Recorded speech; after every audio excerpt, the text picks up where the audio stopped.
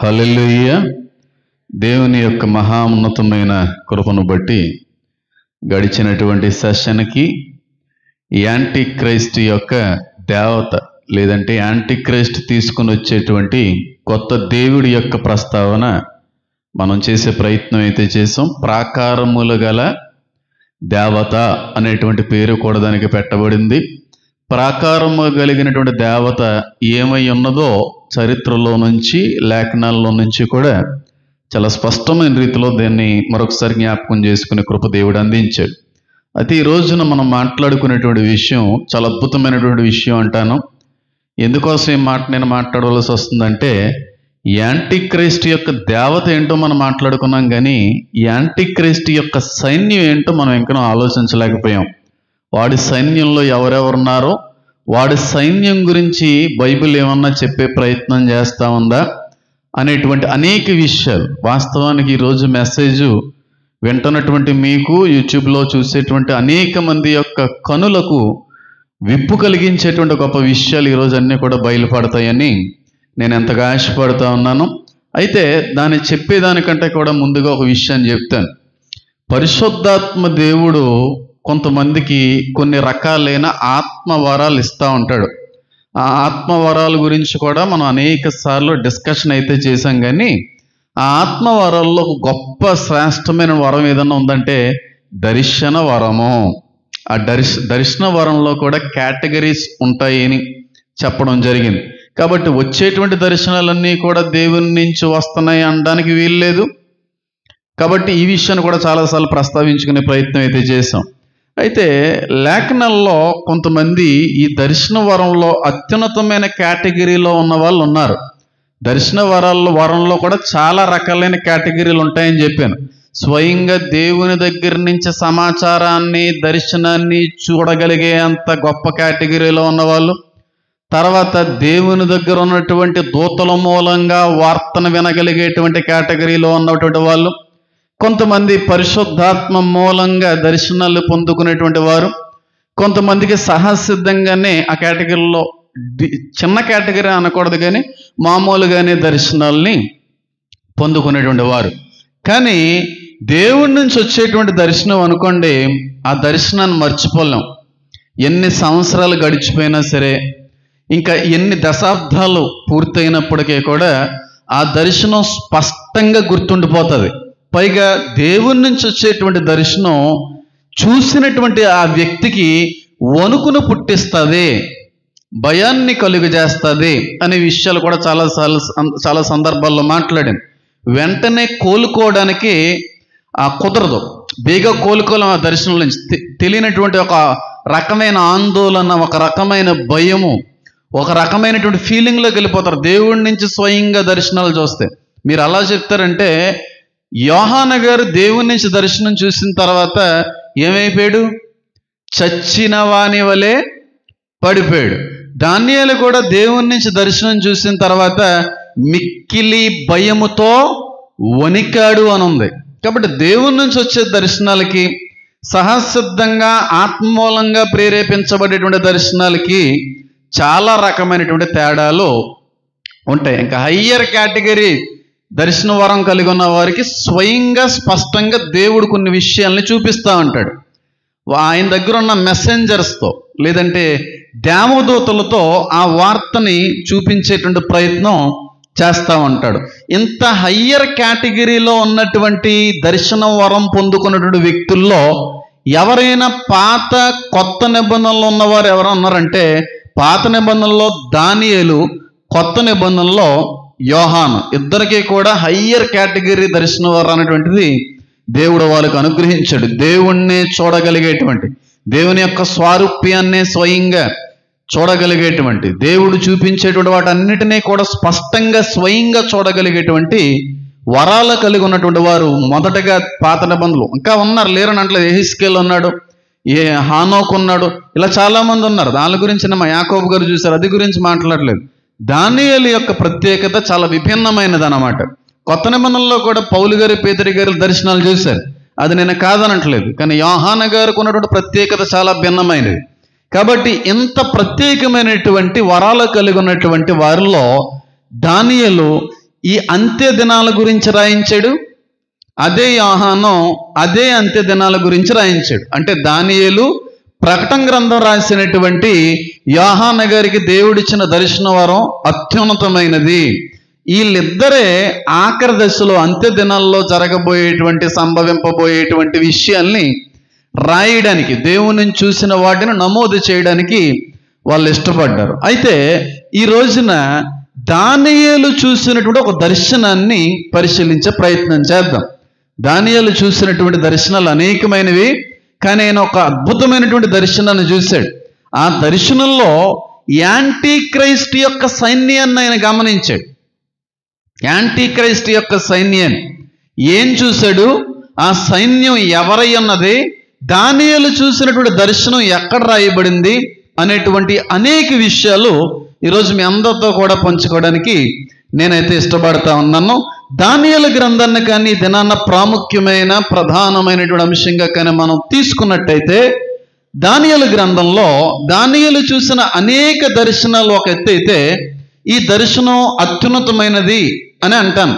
ఎందుకనంటే ఆ విషయంలో, ఆ సబ్జెక్ట్లో యాంటీ క్రైస్ట్ యొక్క, క్రీస్తు విరోధి యొక్క సైన్యం చాలా స్పష్టంగా కనబడతా ఉంది. దీన్ని చెప్పేదానికంటే కూడా ముందుగా ఏ సేవకుల్ని కూడా, ఏ బైబిల్ పండితుల్ని కానీ లేకపోతే ఏ మహా గొప్ప బైబిల్ జ్ఞానుల్ని కానీ వ్యతిరేకించి మాట్లాడుతున్నాను అని మాత్రం అనుకోకండి. నా యొక్క నమ్మకాన్ని, నాకు దేవుడిచ్చిన జ్ఞానము కొలది సంపాదించిన ఆ వివరణ నేను ఇచ్చే ప్రయత్నమే తప్ప, నాకంటే ముందుగా ఎవరన్నా వీటి మీద పరిశీలించుండుంటే వాళ్ళని వ్యతిరేకిస్తూ మాట్లాడుతున్నటువంటి మాటలు మాత్రం ఎంత మాత్రం కాదని నేను ముందుగానే తెలియపరుస్తాను. ఎందుకంటే యూట్యూబ్లో కొంతమంది ఫీల్ అయ్యే అవకాశం ఉంది. ఎందుకంటే చాలా సంఘాలకు సంబంధించిన వారు నన్ను ఫాలో అవుతున్నారు కాబట్టి కొంచెం బాధపడే అవకాశం ఉంది. కనుక ఎవరిని తప్పుపట్టట్లేదు. నాకు దేవుడు బయలుపరిచింది, నేను బాగా పరిశీలించి నా డాక్యుమెంటరీలో రాసుకున్నటువంటి విషయాలే చెప్తున్నాను తప్ప అంతకుమించి ఏమీ కూడా కాదు. దానియేలు గ్రంథము 7వ అధ్యాయము. దానియేలు గ్రంథము 7వ అధ్యాయంలో ఒక అద్భుతమైనటువంటి విషయాన్ని దానియేలు గారు చూసేటువంటి ప్రయత్నం చేశారు. ఒకసారి నేను చదివే ప్రయత్నం చేస్తాను, మీరు దాన్ని గమనించే ప్రయత్నం మీరు చేయండి. దానియేలు గ్రంథము 7వ అధ్యాయం. ఈ దర్శనంలో జాగ్రత్తగా నేను చెప్పేది విన్న తర్వాత చదువురిగాను. అదే చెప్తున్నాను, కంగారు పడకండి, చెప్తాను ఎందుకయ్యి. దానియేలు గ్రంథం 7వ అధ్యాయంలో ఆయన చూసిన దర్శనంలో 4 రకాలైన జీవులను చూశాడు. ఆయన 4 రకాలైన జంతువులను చూశాడు. 4 రకాలైన జంతువులు. ఈ దర్శనం ఎప్పుడు చూశాడంటే, నెబుకద్నెజర్ తర్వాత పారసీక రాజ్యం ఈ బబులోను మీదకి వచ్చేటువంటి దానికి ముందుగా చూసినటువంటి దర్శనం.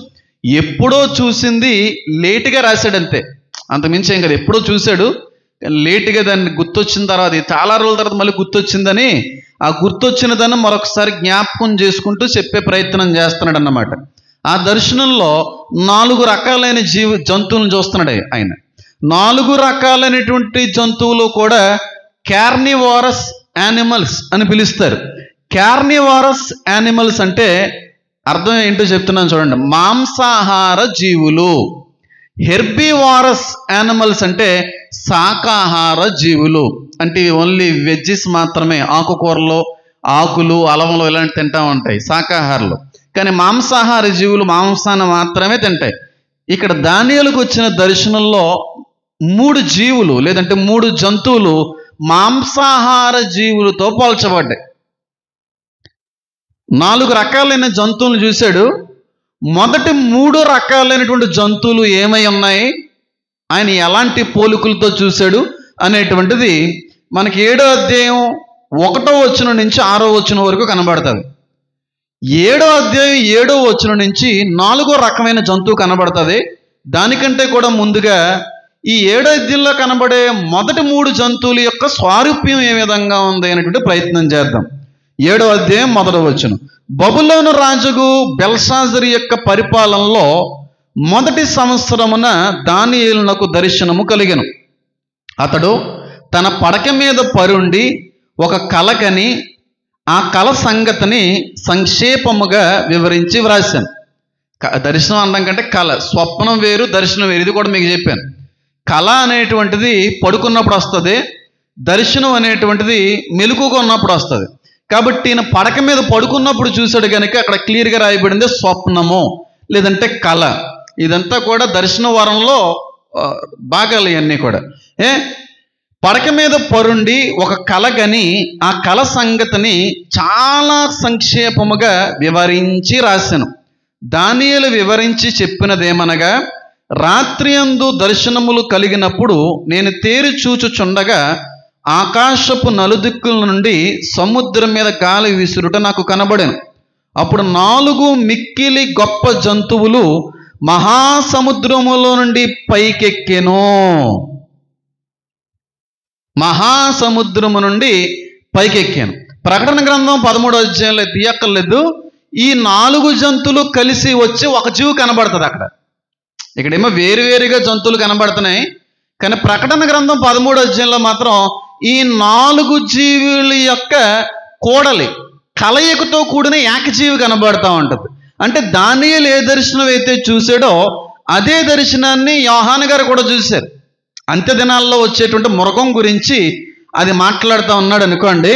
అయితే క్లియర్గా రాయబడం చూడండి. ఆకాశం నలుదిక్కుల నుండి నేను తేరు చూచుచుండగా నుండి సముద్రం మీద గాలి విసురుట నాకు కనబడెను. అప్పుడు 4 మిక్కిలి గొప్ప జంతువులు మహాసముద్రములో నుండి పైకెక్కెను. ఆ జంతువులు ఒకదానికొకటి భిన్నములై ఉండును. అంటే ఒక్కో జంతువుకి ఇంకో జంతువుకి సంబంధం లేదు. ఒక్కొక్క జంతువు యొక్క ఆకారము స్వారూప్యంతో ఇంకొక జంతువు యొక్క స్వారూప్యం ఆకారానికి సంబంధమే లేదు. భిన్నంగా ఉన్నాయి, డిఫరెంట్గా ఉన్నాయి అనేటువంటి మాట మాట్లాడుతూ ఉన్నాడు. భిన్నములై ఉండెను. మొదటి జంతువు సింహమును పోలినది గాని దానికి పక్షిరాజు రెక్కల వంటి రెక్కలుండెను. నేను చూచుచుండగా దాని రెక్కలు తీయబడినవి గనుక మనుష్యుని వలె అది పాదములు పెట్టుకుని నేలపైన నిలవబడి ఉన్నది. మరియు మారు మనసు వంటి మానవ మనసు వంటి మనసు దానికి ఇయ్యబడెను. ఇది మొదటి జంతువు. ఏంటి ఆ జంతువు అంటే సింహము వంటి జంతువు. ఆ సింహమునికి రెక్కలున్నాయి. చూస్తుండగానే ఆ రెక్కల్ని ఆ జంతువు కోల్పోయింది. ఎంతమందికి అర్థమవుతుందని చెప్పేది? సముద్రంలో నుంచి వచ్చేటువంటి మొట్టమొదటి జంతువు ఎలా ఉందంట? సింహమును పోలుందంట. ఆ సింహముకి ఏమో 2 రెక్కలు ఉన్నాయంట. ఈయన చూస్తుండగానే రెక్కలను కోల్పోయిందంట. పైగా సింహం యొక్క మనసు ఎలాంటి మనసు అంటే మానవుని వంటి మనసు కలిగి ఉండెను. అది బయటకు వచ్చి నిలబడింది. ఇది మొదటి జీవి. ఎవరిది? సింహము. రెక్కలు కోల్పోయిన సింహం. ఒకప్పుడు ఉన్నాయి దానికి రెక్కలు, తర్వాత రెక్కలు కోల్పోయింది. రెండో జీవి గురించి దీని గురించి మాట్లాడితే ఒక్కో జంతువు గురించి కానీ పరిశీలించడం మొదలు పెడితే ఒక 2 గంటలు మాట్లాడచ్చు. కాబట్టి ఆ 2 గంటలు ఒకే జంతువు గురించి పరిశీలించవలసినంత అవసరం లేదు. అయిపోయింది, అది ఎప్పుడో జరిగిపోయింది అది. కానీ ఇప్పుడు జరగవలసిన వాటిలో కూడా వీటి పాత్ర ఉంటుంది. అది టైం వచ్చినప్పుడు చెప్తాను. జరిగిపోయిందని గురించి మాట్లాడుతున్నాడే. సింహం వంటిది. ఈ సింహానికి 2 రెక్కలు ఉన్నాయి. ఆ 2 రెక్కలు కూడా తీసివేయబడ్డాయి. మానవుని వంటి మనసు కలిగి నిలవబడింది. ఒకప్పుడు ఎగిరేది, రెక్కలు తీయబడ్డాయి కనుక లైన్లోకి వచ్చి నిలబడింది. అంతా చెప్తాను, ఎక్కువ చెప్పొద్దు. రెండో జీవి గురించి చూద్దాం చూడండి. రెండవ జంతువు ఎలుగు వంటిని పోలినది. అది యొక్క పార్శ్వమున మీద పండుకొని తన నోట పండ్ల మధ్య 3 ప్రక్కటెముకలను పెట్టుకున్నది. కొందరు లెమ్ము, విస్తారముగా మాంసము భక్షించుము అని దానితో చెప్పిరి. అటు పిమ్మట మూడో జీవి. ఇంకో రెండో జీవి ఏంటంటే ఎలుగుబంటి సైడ్కి పడుకుంది. ఆ ఎలుగుబంటి యొక్క పళ్ళ మధ్య 3 పక్కటెముకలు ఉన్నాయన్నమాట. పక్కటెముకలు ఎప్పుడు ఉంటాయి చెప్పండి?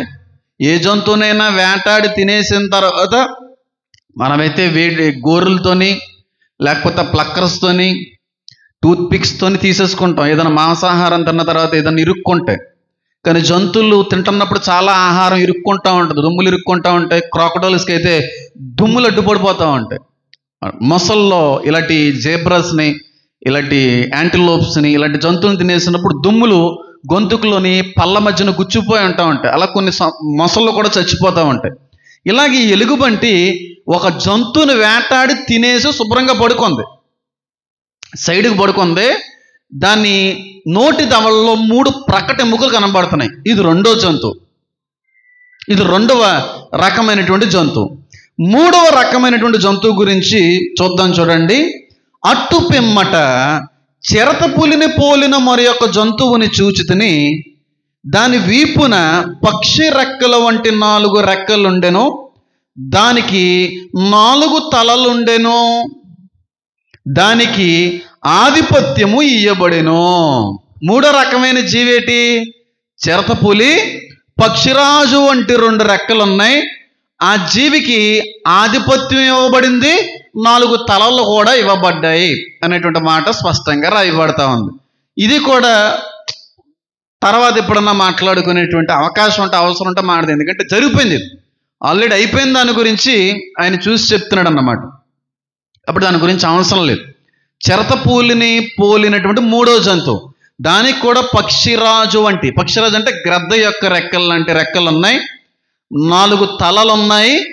ఆ జంతువు కూడా కనబడింది. ఏంటండి ఈ 3 రకాలైన జంతువులు ఎందుకు కనబడ్డాయంటే, ఈ 3 రకాలైన జంతువులు కూడా 3 రాజ్యాలు, 3 కింగ్డమ్స్. అవన్నీ కూడా వాస్తవ జంతువులు బయటకు వచ్చేస్తాయని, వాస్తవంగానే ఆ జంతువులు స్వారూప్యం ఆ విధంగా ఉంటుందని కాదు. ఉంటుందా? ఎక్కడన్నా సింహానికి రెక్కలు ఉంటాయా? ఒకవేళ సింహానికి రెక్కలు ఉంటే అడవిలో ఉంటాయా, ఊరి మధ్యలో ఉంటాయి? మనం ఉంటామా ఒకవేళ అడిగి రెక్కలు ఉంటాయి? దోమ వల్లే సింహాలకు కానీ రెక్కలుంటే, చిరతపులకు కానీ రెక్కలుంటే మనుషులు బతకగలరా? అడవిలో నుంచి ఆకలేసినప్పుడు ఏం దొరకలేదు, ఎగురుకుంటా వచ్చేసి ఎవరు కనబడితే వాళ్ళని ఎత్తుకొని తినేసి వెళ్ళిపోతూ ఉంటాయి.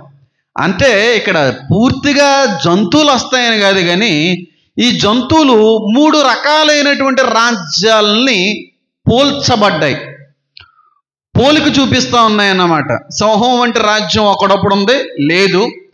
తర్వాత ఎలుగుబంటి వంటి రాజ్యం ఒకప్పుడు ఉంది, తర్వాత అది కూడా వెళ్ళిపోయింది. తర్వాత చిరతపులి వంటి రాజ్యం వచ్చింది, అది కూడా వెళ్ళిపోయింది. కానీ ఈ 3 రాజ్యాలతో 4వ రాజ్యం కలిసి రాబోతుంది తర్వాత రోజుల్లో. ఎవరికైనా డౌట్ ఉందా? ఇంకైనా ఒకవేళ డౌట్ ఉంటే చెప్పండి, మళ్ళీ ఇంకొకసారి వివరిస్తాను. డౌట్ ఏం లేదు. మొదటి రాజ్యం ఏమో సింహం సంబంధించిన రాజ్యం, రెక్కలు విరగ్గొట్టబడ్డాయి. రెండో రాజ్యం ఏమో ఎలుగుబంటి రాజ్యం, మూడోదేమో చిరతపులి రాజ్యం. ఈ 3 జంతువులు కూడా 3 రకాలైనటువంటి జంతువులు పోలున్నాయి. అయితే ఈ 3 తర్వాత 4వ ఒక అద్భుతమైనటువంటి జంతువుని చూశాడు ఆయన. ఈ జంతు యొక్క పోలికను వివరిస్తున్నప్పుడే ఆత్మలో ఎదిగిన వారైతే, వాక్యానుసారంగా అర్థం చేసుకోగలిగేటువంటి జ్ఞానం ఉన్నవారైతే, జ్ఞానం ఉంటే, ఒకవేళ వరం ఉంటే ఖచ్చితంగా వెంట్రుకలు లెక్కపడుస్తాయి. బుద్ధివాక్యము, జ్ఞానవాక్యం, ఈ 2 ఉండాలి బైబిల్ని వివరించడానికి, లేకపోతే అది అర్థం అయ్యే అవకాశం ఉండదు. ఆ జంతువు ఏంటి, 4వ రకమైనటువంటి జంతువు ఏంటి అనేటువంటిది మనం పరిశీలన చేస్తే 7వ వచనం నుంచి మనకు కనబడతా ఉంది. ఈ 3 జంతువులు చూసిన తర్వాత ఆయన కనబడిన 4వ జంతువు ఏంటి?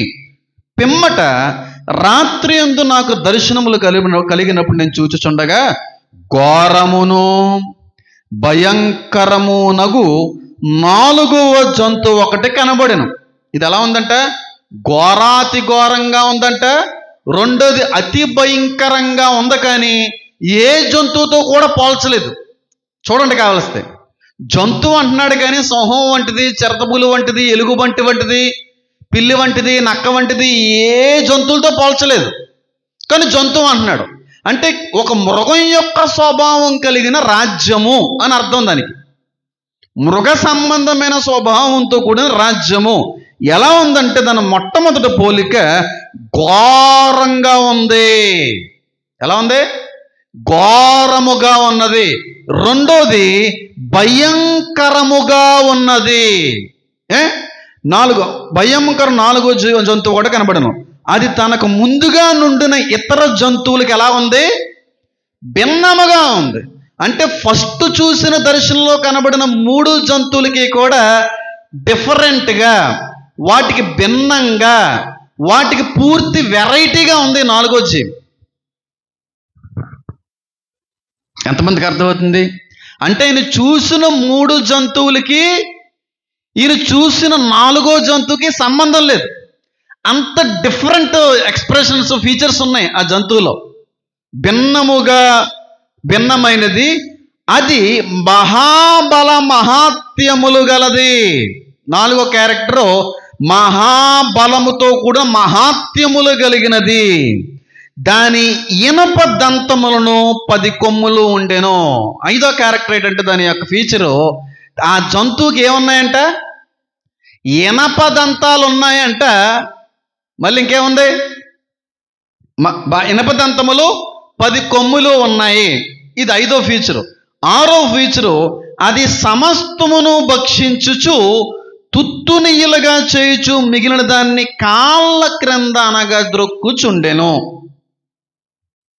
మొదటిదేమో ఏ స్వరూపం? అది మహాభయంకరమైన క్రూరమైనటువంటి స్వరూపం.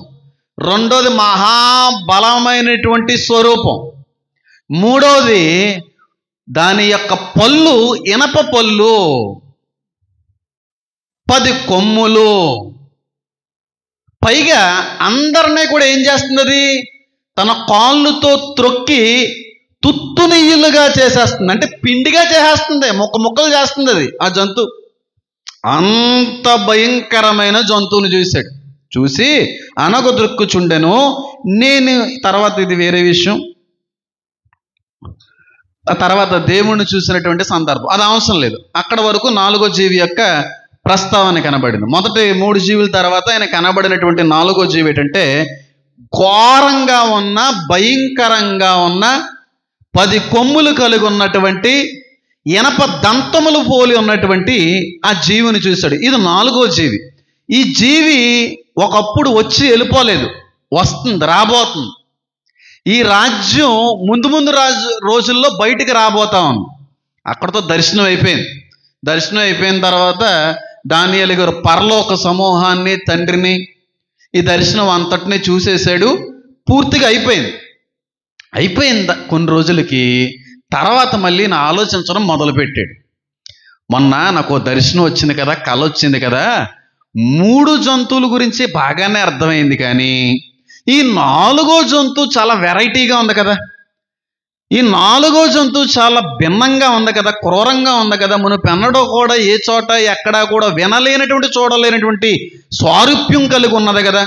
అసలు ఈ జంతువు ఏమై ఉంటుంది అనేటువంటి ఆలోచనతో మళ్ళీ ఆ జంతువుని జ్ఞాపకం చేసుకోవడానికి ప్రయత్నించాడు ఆయన. జాగ్రత్తగా గమనించండి. దర్శనం అయిపోయింది, చూసేశాడు. చూసేసిన కొంతకాలానికి ఈ దర్శనంలో కనబడిన 4వ జంతువు మళ్ళీ గుర్తొచ్చింది. మూడు జంతువులు గుర్తు రాలేదు, 4వ జంతువు స్పెసిఫిక్గా గుర్తొచ్చింది. ఎందుకంటే ఆ జంతువు యొక్క వివరణ కానీ, అర్థం కానీ ఆయనకు అర్థం కాలేదు. ఆయనకు అర్థం కాలేదు, అయోమయంగా అయిపోయింది. ఏంటిది అర్థం కావట్లేదు, అర్థం కాకుండా పడుకుని పోయాడు. రోజులు గడిచిపోయినాయి. కానీ కొన్ని రోజుల తర్వాత ఈ 4వ జంతువు యొక్క జ్ఞాపకం మళ్ళీ ఇన్ని వెంటాడింది. వెంటాడినప్పుడు అసలు ఈ 4వ జంతువు ఏంటి అని మళ్ళీ ఆలోచించడం మొదలుపెట్టాడు. అది ఎక్కడ కనబడుతుంది చూడండి, 19వ వచనంలో కనబడుతుంది ఆ విషయం. ఏమనంటే, ఇనుపు దంతములను ఇత్తడి గోళ్ళను గల ఈ 4వ జంతువు సంగతి ఏమైనదని నేను తెలుసుకొన కోరితిని. అసలు ఈ 4వ జీవి యొక్క అర్థం ఏంటని చెప్పి మళ్ళీ ఆలోచించే ప్రయత్నం చేసినప్పుడు అది ఎన్నటికీ భిన్నము మిగులు భయంకరమునైన సమస్తమును పగలగొట్టుచు మృంగుచు మిగిలిన దాన్ని కాళ్ళ క్రింద అనగదొక్కుచుండెను. మరి దాని తలపైనున్న 10 కొమ్ముల సంగతియు వాటి మధ్య నుండి పెరికి 3 కొమ్ములు. ఇదంతా కూడా తర్వాత విషయం, ఇదంతా కూడా వేరే విషయం.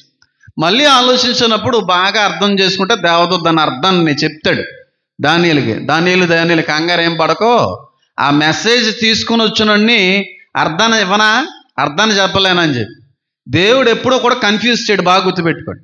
He's not a confuser. నిజంగా దర్శనం అనేటువంటిది కానీ దేవుని నుంచి వస్తే దాని అర్థం కూడా ఆయనే బయలుపరుస్తాడు. నిజమైన దర్శనం అయితే. అంతేకాని ఇంకోళ్ళని అడిగి ఏటంటారండి అని చెప్పి బొర్ర పీక్కోవాల్సిన పని ఉండదు. నిజంగా దేవుడి నుంచి వచ్చే దర్శనం అయితే. లేకపోతే వీళ్ళ యొక్క ఆ వరాన్ని, దర్శనం యొక్క అర్థాన్ని ఇవ్వగలిగే వరం కలిగిన వారు ఉపయోగపడతా ఉంటారు.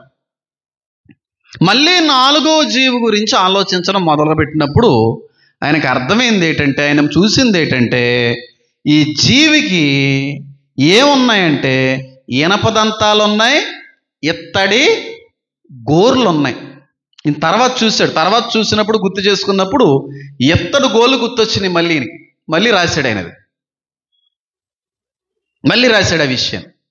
తర్వాత వచనంలో, మరియు దాని తలపైన ఉన్న 10 కొమ్ముల సంగతియు, వాటి మధ్య నుండి పెరికి 3 కొమ్ములను కొట్టివేసి కనులను గర్వంగా మాట్లాడు నోరును గల వేరొక కొమ్ము సంగతియు, అనగా దాని కడమ కొమ్ముల కంటే బలము కలిగిన ఆ కొమ్ము సంగతియు విచారించితిని. ఈ కొమ్ము పరిశుద్ధులతో యుద్ధము చేయుచు వారిని గెలుచుదాయను. ఆ మహావృద్ధుడు వచ్చి మహోన్నతుని పరిశుద్ధుల విషయంలో తీర్పు తీర్చే వరకు అలాగు జరుగును గాని సమయం వచ్చినప్పుడు పరిశుద్ధుల రాజ్యము నిలుతున్న సంగతి నేను గ్రహించదని. నేను అడిగిన దానికి ఆ పరిచారకుడు ఇలా సెలవిచ్చాడు. దీని అర్థం ఏంటని చెప్పి దానియేలు దేవదూతను అడుగుతుంటే ఆయన ఇచ్చిన సమాధానం, పరిచారకుడు ఇలాగ చెప్పాను, ఆ 4వ జంతువు లోకములో తక్కిన 3 రాజ్యములకు భిన్నమగు. నేనేమి అక్కడి నుంచి ఆకాశం నుంచి ఏం ఊడిపడలేదు. బైబిల్ కొంచెం బాగా చదివే ప్రయత్నం చేశాను అంతే. ఇందాక జంతువుల రాజ్యాలతో పోల్చాను కదా, ఇక్కడ అదే అన్నాడు. ఆ మొదటి 3 జంతువులు కూడా ఏమి ఉన్నాయి? దేవదూత ఏమన్నాడు? ఏం కంగారు పడకో, అవి రాజ్యాలు, అవి కింగ్డమ్స్. అయ్యి ప్రపంచంలో ఉన్న కొన్ని రాజ్యాల గురించి అక్కడ మాట్లాడుతున్నాడు. చూడండి, ఆ 4 జంతువుల లోకంలో తక్కిన 3 రాజ్యములకు భిన్నముగా 4వ రాజ్యము సూచించుతున్నది. అది సమస్తమును అనగద్రొక్కుచు పగలగొట్టుచు లోకమంతయు భక్షించును. ఆ 10 కొమ్ములు ఆ రాజ్యము నుండి పుట్టబో 10 మంది రాజులను సూచించుచున్నది. కడపట ముందుగా ఉన్న రాజులకు భిన్నమగు మరి ఒక రాజు పుట్టి ఆ 3 రాజులను పడద్రోయును. ఆ రాజు మహోన్నతునికి విరోధముగా మాట్లాడుచు మహోన్నతుని భక్తులను నలగొట్టును. అతడు పండుగ కాలము న్యాయ పద్ధతులను వివరణ చేయబూనుకొనును. ఎవరతను? పండుగల కాలాలని, బలిని, నైవేద్యాన్ని ఆపేసేది ఎవరో? కాబట్టి రాజ్యుల్లో నుంచి పుట్టేటువంటి చిన్న కొమ్మను చూడండి. చిన్న కొమ్ము అనేటువంటిది యాంటిక్రైస్ట్. 10 కొమ్మలు ఉన్నాయి ఆ రాజ్యానికి, 10 రాజులు. అందులో 3 రాజులు తప్పుకుంటారో చిన్న కొమ్మ వస్తుంది. ఆ చిన్న కొమ్మ ఏంటంటే ఉంటుంది ఇక్కడ. తర్వాత నేను 8వ వచనం చూడండి, నేను ఈ కొమ్ములను కనిపెట్టగా ఒక చిన్న కొమ్ము వాటి మధ్య లేచును. ఆ చిన్న కొమ్ము ఏంటంటే మనకి బయట కనబడేటువంటి జంతువుల మీద ఉన్న కొమ్ము కాదు, కొత్త రాజు. ఆ కొత్త రాజే యాంటిక్రైస్ట్. ఎంతమందికి అర్థమైంది ఇప్పుడు? ఆ చిన్న కొమ్మే మహోన్నతుని దూషించేటువంటి యాంటిక్రైస్ట్. 10 ఉన్నాయి, 10 కొమ్మలు ఉన్నాయి, 10 సపోర్టర్స్ రాజ్యాలు ఉన్నాయి. ఈ 4వ జంతువుకు సపోర్ట్ చేసేటువంటి రాజ్యాలు. ఆ రాజ్యాల నుంచి ఒక రాజు పుడతాడు. వాడు చిన్న కొమ్ముతో పోల్చబడ్డాడు. చిన్నవాడు, పెద్ద పేరుగాంచిన వ్యక్తి ఏం కాదు యాంటిక్రైస్ట్. నాకు అనిపిస్తూ ఉంటుంది ఖచ్చితంగా యాంటిక్రైస్ట్ అనేటువంటి ఒక పాలిటీషియన్ అని చెప్పి చాలాసార్లు చెప్పాను నేను. ఒక రాజకీయవేత్త, ఒక రాజు, ఒక దేశాన్ని పరిపాలించే ఒక రాజు. ఆయన చిన్న దేశం అయి ఉండొచ్చు, చిన్న రాజ్యం అయి ఉండొచ్చు, చిన్న పేరు కలిగి ఉన్నటువంటి ఒక వ్యక్తి బయటకు వస్తాడు, అప్పుడప్పుడే లెగుస్తాడు, అప్పుడప్పుడే డెవలప్ అవుతాడు. ఆ డెవలప్ అయినటువంటి వ్యక్తిని సాతాను ఆవరించి పట్టుకుంటుంది. వాడు యాంటిక్రైస్ట్గా మారిపోతాడు. ఈ చిన్న కొమ్ము కాస్త మృగమైపోద్ది తర్వాత. ఇప్పుడు కొమ్ముగా కనబడుతుంది, ఈ చిన్న కొమ్ము ప్రకటన గ్రంథం 13వ అధ్యాయంలో చూస్తే మృగంగా మారిపోతుంది. అంటే ఈ 7వ అధ్యాయంలో కనబడే జంతువులందరితో కలిసి ఏకం మృగమే రాబోతున్నాడు బయటికి. చాలాసార్లు వీడియోలు చేశాను దీని మీద, అంటే మీతో ఎప్పుడు నేను పంచుకోలేదు. ఆ చిన్న కొమ్ము యాంటిక్రైస్ట్. 10 రాజ్య కూటమి అంటూ ఉంటారు. 10 రాజ్యాల యొక్క కూడిక, కలయిక. అంటే 1 వరల్డ్ గవర్నమెంట్లో వచ్చేటువంటి కొత్త రాజు గారు. అది పరిస్థితి. అది ఎప్పుడైనా టైం ఉంటే దాని గురించి మాట్లాడుకోవచ్చు. అసలు ఈ 4వ జంతువు ఏంటి? 4వ జంతువు యొక్క రాజ్యం ఎవరిది? ఇప్పుడుకొచ్చి ఎప్పుడు చూడలేదంటున్నారు. ఇప్పటికొచ్చి ఎవరో కూడా దాన్ని వినలేదు, కనిపెట్టలేదు అంటున్నారు. చాలా భిన్నమైన రాజ్యం పోలున్నది, మహాత్యము గలది, భయంకరమైనది, ఇనుప దంతములున్నాయి. చెప్పండి, ఇత్తడి గోర్లున్నాయి. అందరినీ కూడా తుత్తునియ్యలుగా ముక్కలుగా అనగదొరుక్కుచూ తొక్కేస్తుంది 4వ రాజ్యం. ఈ రాజ్యం సాతాను యొక్క సైన్యము. ఈ 4వ జంతువు ఎవరో కాదు కానీ యాంటీ క్రైస్ట్ యొక్క సైన్యం, క్రీస్తు విరోధి యొక్క సైన్యం. ఈ సైన్యం ఒకప్పుడు ఉన్నదా? లేదు, ఇప్పుడు వస్తుంది కొత్తగా. ఎప్పటి వరకు ఉన్నటువంటి రాజ్యాలన్నీ కూడా ఒక్కొక్క దేశానికి సంబంధించిన రాజ్యం. ఒక రోమ్ ఉందనుకోండి, అదొక ప్రాంతానికి దేశానికి సంబంధించిన రాజ్యం. గ్రీక్ రాజ్యం ఉందనుకోండి, గ్రీసు దేశానికి సంబంధించిన రాజ్యం, అక్కడి నుంచి వచ్చిన రాజ్యం. ఐగుప్తు రాజ్యం ఉందనుకోండి, ఐగుప్తు అనేటువంటి దేశంలో నుండి బయటకు వచ్చినటువంటి రాజ్యం. బబులోను అనే రాజ్యం ఉందనుకోండి, బబులోను ప్రాంతం నుండి పుట్టుకొచ్చిన రాజ్యం. కానీ 4వ రాజ్యం ప్రపంచవ్యాప్తంగా పుట్టబోతున్న రాజ్యం. ఎంతమందికి అర్థమవుతుంది? ఒక్కొక్క రాజ్యం ఒక్కో దేశం నుంచి మొదలవుతుంది. కానీ 4వ రాజ్యం, 4వ జంతువు యొక్క యాంటీ క్రైస్ట్ యొక్క రాజ్యం సర్వ ప్రపంచం నుండి కూడా పుట్టబోతున్న రాజ్యం. అంటే ఆ రాజ్యం ఎంత బలమే ఉందో అర్థం చేసుకోండి. ఎంతమందికి అర్థమవుతుంది నేను చెప్పేది? దేశం నుంచి పుట్టుకొచ్చేటువంటి రాజ్యం బలంగా ఉంటుందా? ప్రపంచం నలుదిక్కుల నుంచి కూడా పుట్టబోయేటువంటి రాజ్యం బలంగా ఉంటుందా? ప్రపంచంలో నుంచి పుట్టబోయే రాజ్యమే బలంగా ఉంటుంది. ప్రపంచం అంతా ఒక రాజ్యం అయితే అది బలంగా ఉంటుందా? ప్రపంచంలో ఒక దేశం ఒక రాజ్యం అయితే అది బలంగా ఉంటుందా? చెప్పాలి. ప్రపంచం అంతటి నుండి పుట్టబోయే ఒక్క రాజ్యం చాలా బలంగా ఉంటుంది. ఆ రాజ్యం గురించి ఆయన మాట్లాడుతున్న మొదటి పోలిక ఏంటంటే, ఘోరమును భయంకరము నగు 4వ జంతువు అన్నాడు. అందుకే లాస్ట్లో సమస్త భూజు జనాలని కూడా అనగదొరుక్కుచూ వెళ్ళిపోద్ది అంటున్నాడు తర్వాత వచనంలో. సమస్తమును భక్షించుచు తుత్తునియ్యలుగా చేయును అనంది 7వ వచనం కింద. అంటే సమస్త జనాల్ని భక్షిస్తుంది, ఏరి పాడేస్తుంది, తిని పాడేస్తుంది. బిలాము బాలాకు ఆ కన్వర్సేషన్లో కూడా ఇశ్రాయేలును ఉద్దేశించి మాట్లాడతాడు. ఆ జనం ఏంట్రా, గడ్డి మేసినట్టు మేసేసేలా ఉన్నారు వాళ్ళు అంటాడు. అంటే అంత బలమైన రాజ్యం, అంత ఎక్కువ జనాభాతో కూడిన రాజ్యం అని అర్థం. అంత భయంకరమైన రాజ్యం అంటే అది రాబోతుంది, దగ్గరలో ఉందా రాజ్యం. ఇప్పుడు ఉందంటే రాజ్యం ప్రపంచ ప్రతి దేశంలో ప్రతి ప్రాంతంలో కూడా ఈ రాజ్యం ఆల్రెడీ పుట్టేసి ఉంది. ఆ రాజ్యమే ఒకసారి చెప్పాను కదా, ఒక మతం కోసం. ఆ మతం ఇక్కడ కనబడే 4వ జీవి ఏంటంటే యాంటీ క్రైస్ట్కి పూర్తిగా 100% కూడా మద్దతు ఇచ్చేటువంటి ఒక మతము. ఆ మతం మహాభయంకరమైనది, మహాబలము కలిగినది. ప్రపంచవ్యాప్తంగా ఆ మతం అంతా కూడా విస్తరించబడినది. ఏట మతం చెప్పాను, మళ్ళీ నాన్నోడితో ఎందుకు చెప్పడం. ఒక మతం ఉంది, ఆ మతం ఈ రాజ్యం ఫుల్ సపోర్టు యాంటీ క్రైస్ట్కి ఇవ్వబోయేటువంటి రాజ్యం. అది మహాభయంకరమైనటువంటి రాజ్యమై ఉన్నది. సమస్త జనాల్ని కూడా ఏం చేస్తుందంట, భక్షిస్తుంది, మింగేస్తుంది. అంత బలమైన రాజ్యం ఆ మతం. ఈ రోజునాల్లో మాకేం తెలియదు అన్నట్టుగా కనబడుతున్నారు. కానీ వాళ్ళు ఒక్కసారి రాజ్యంగా ఏకీభవించి బయటకు వచ్చిన తర్వాత ప్రపంచంలో ఉన్న అందరు సరదా తీర్చేస్తారు. వాళ్ళు పైగా ఒక పేరు కూడా ఉంది, కసాయిలని. కసాయులకి జాలి, కరుణ, దయ అనేది ఉండదు. ఆ రాజ్యమే 4వ జంతువు. సమస్త జనాల్ని భక్షించేటువంటి రాజ్యం రాబోతా ఉంది. యాంటీ క్రైస్ట్కి పూర్తిగా సపోర్ట్ చేసేటువంటి రాజ్యం అది. ఎవరిని వదిలిపెట్టరు వాళ్ళు. ఓ మాట చెప్పాలంటే కొంచెం క్రూరంగానే, కఠినంగా ఉంటుంది. గర్భాల్ని సైతం చీల్చేస్తారు. ఎందుకంటే వాళ్ళకి జాలి, కరుణ, దయ ఉండదు, ఉండబోదు.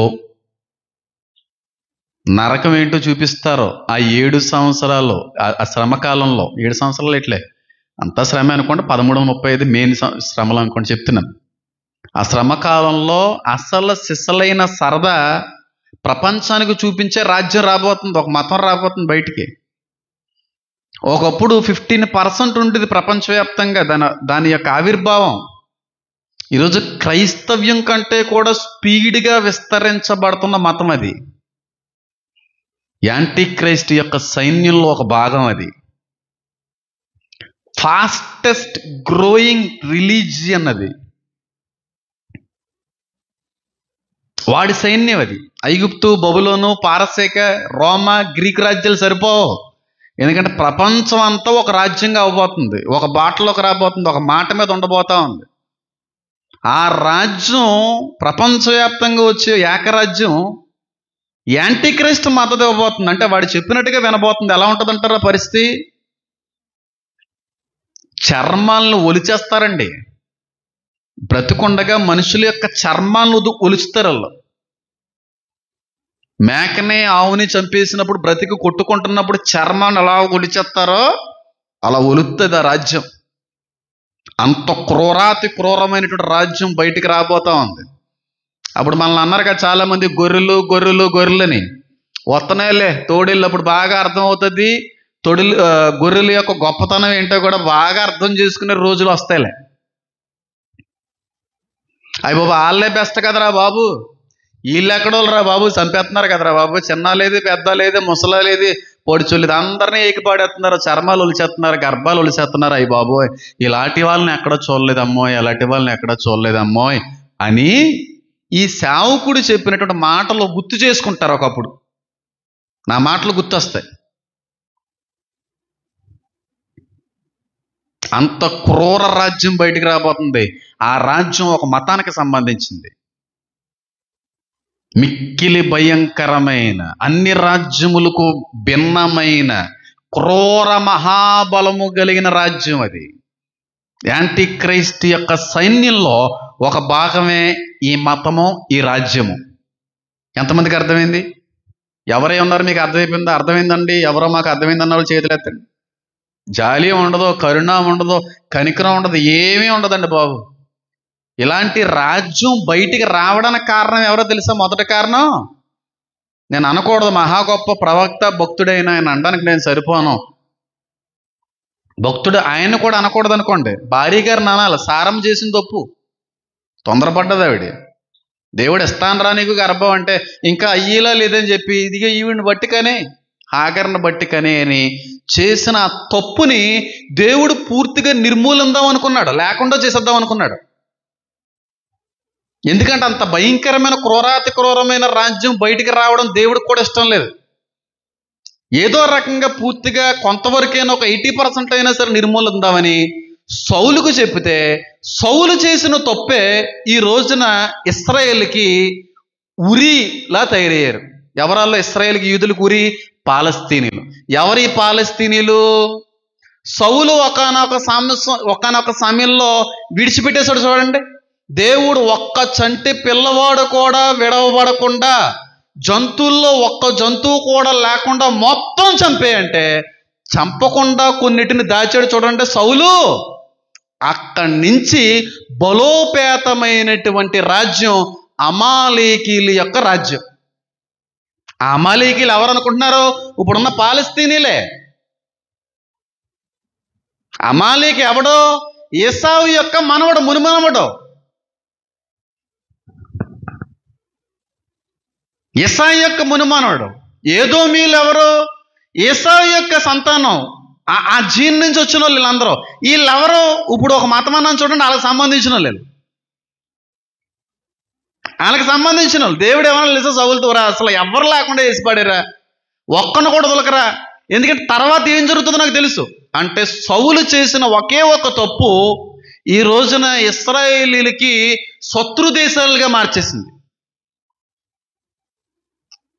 అవునంటారా కాదంటారా? ఒకసారి చూడండి, 1 సమూయేలు గ్రంథం 15వ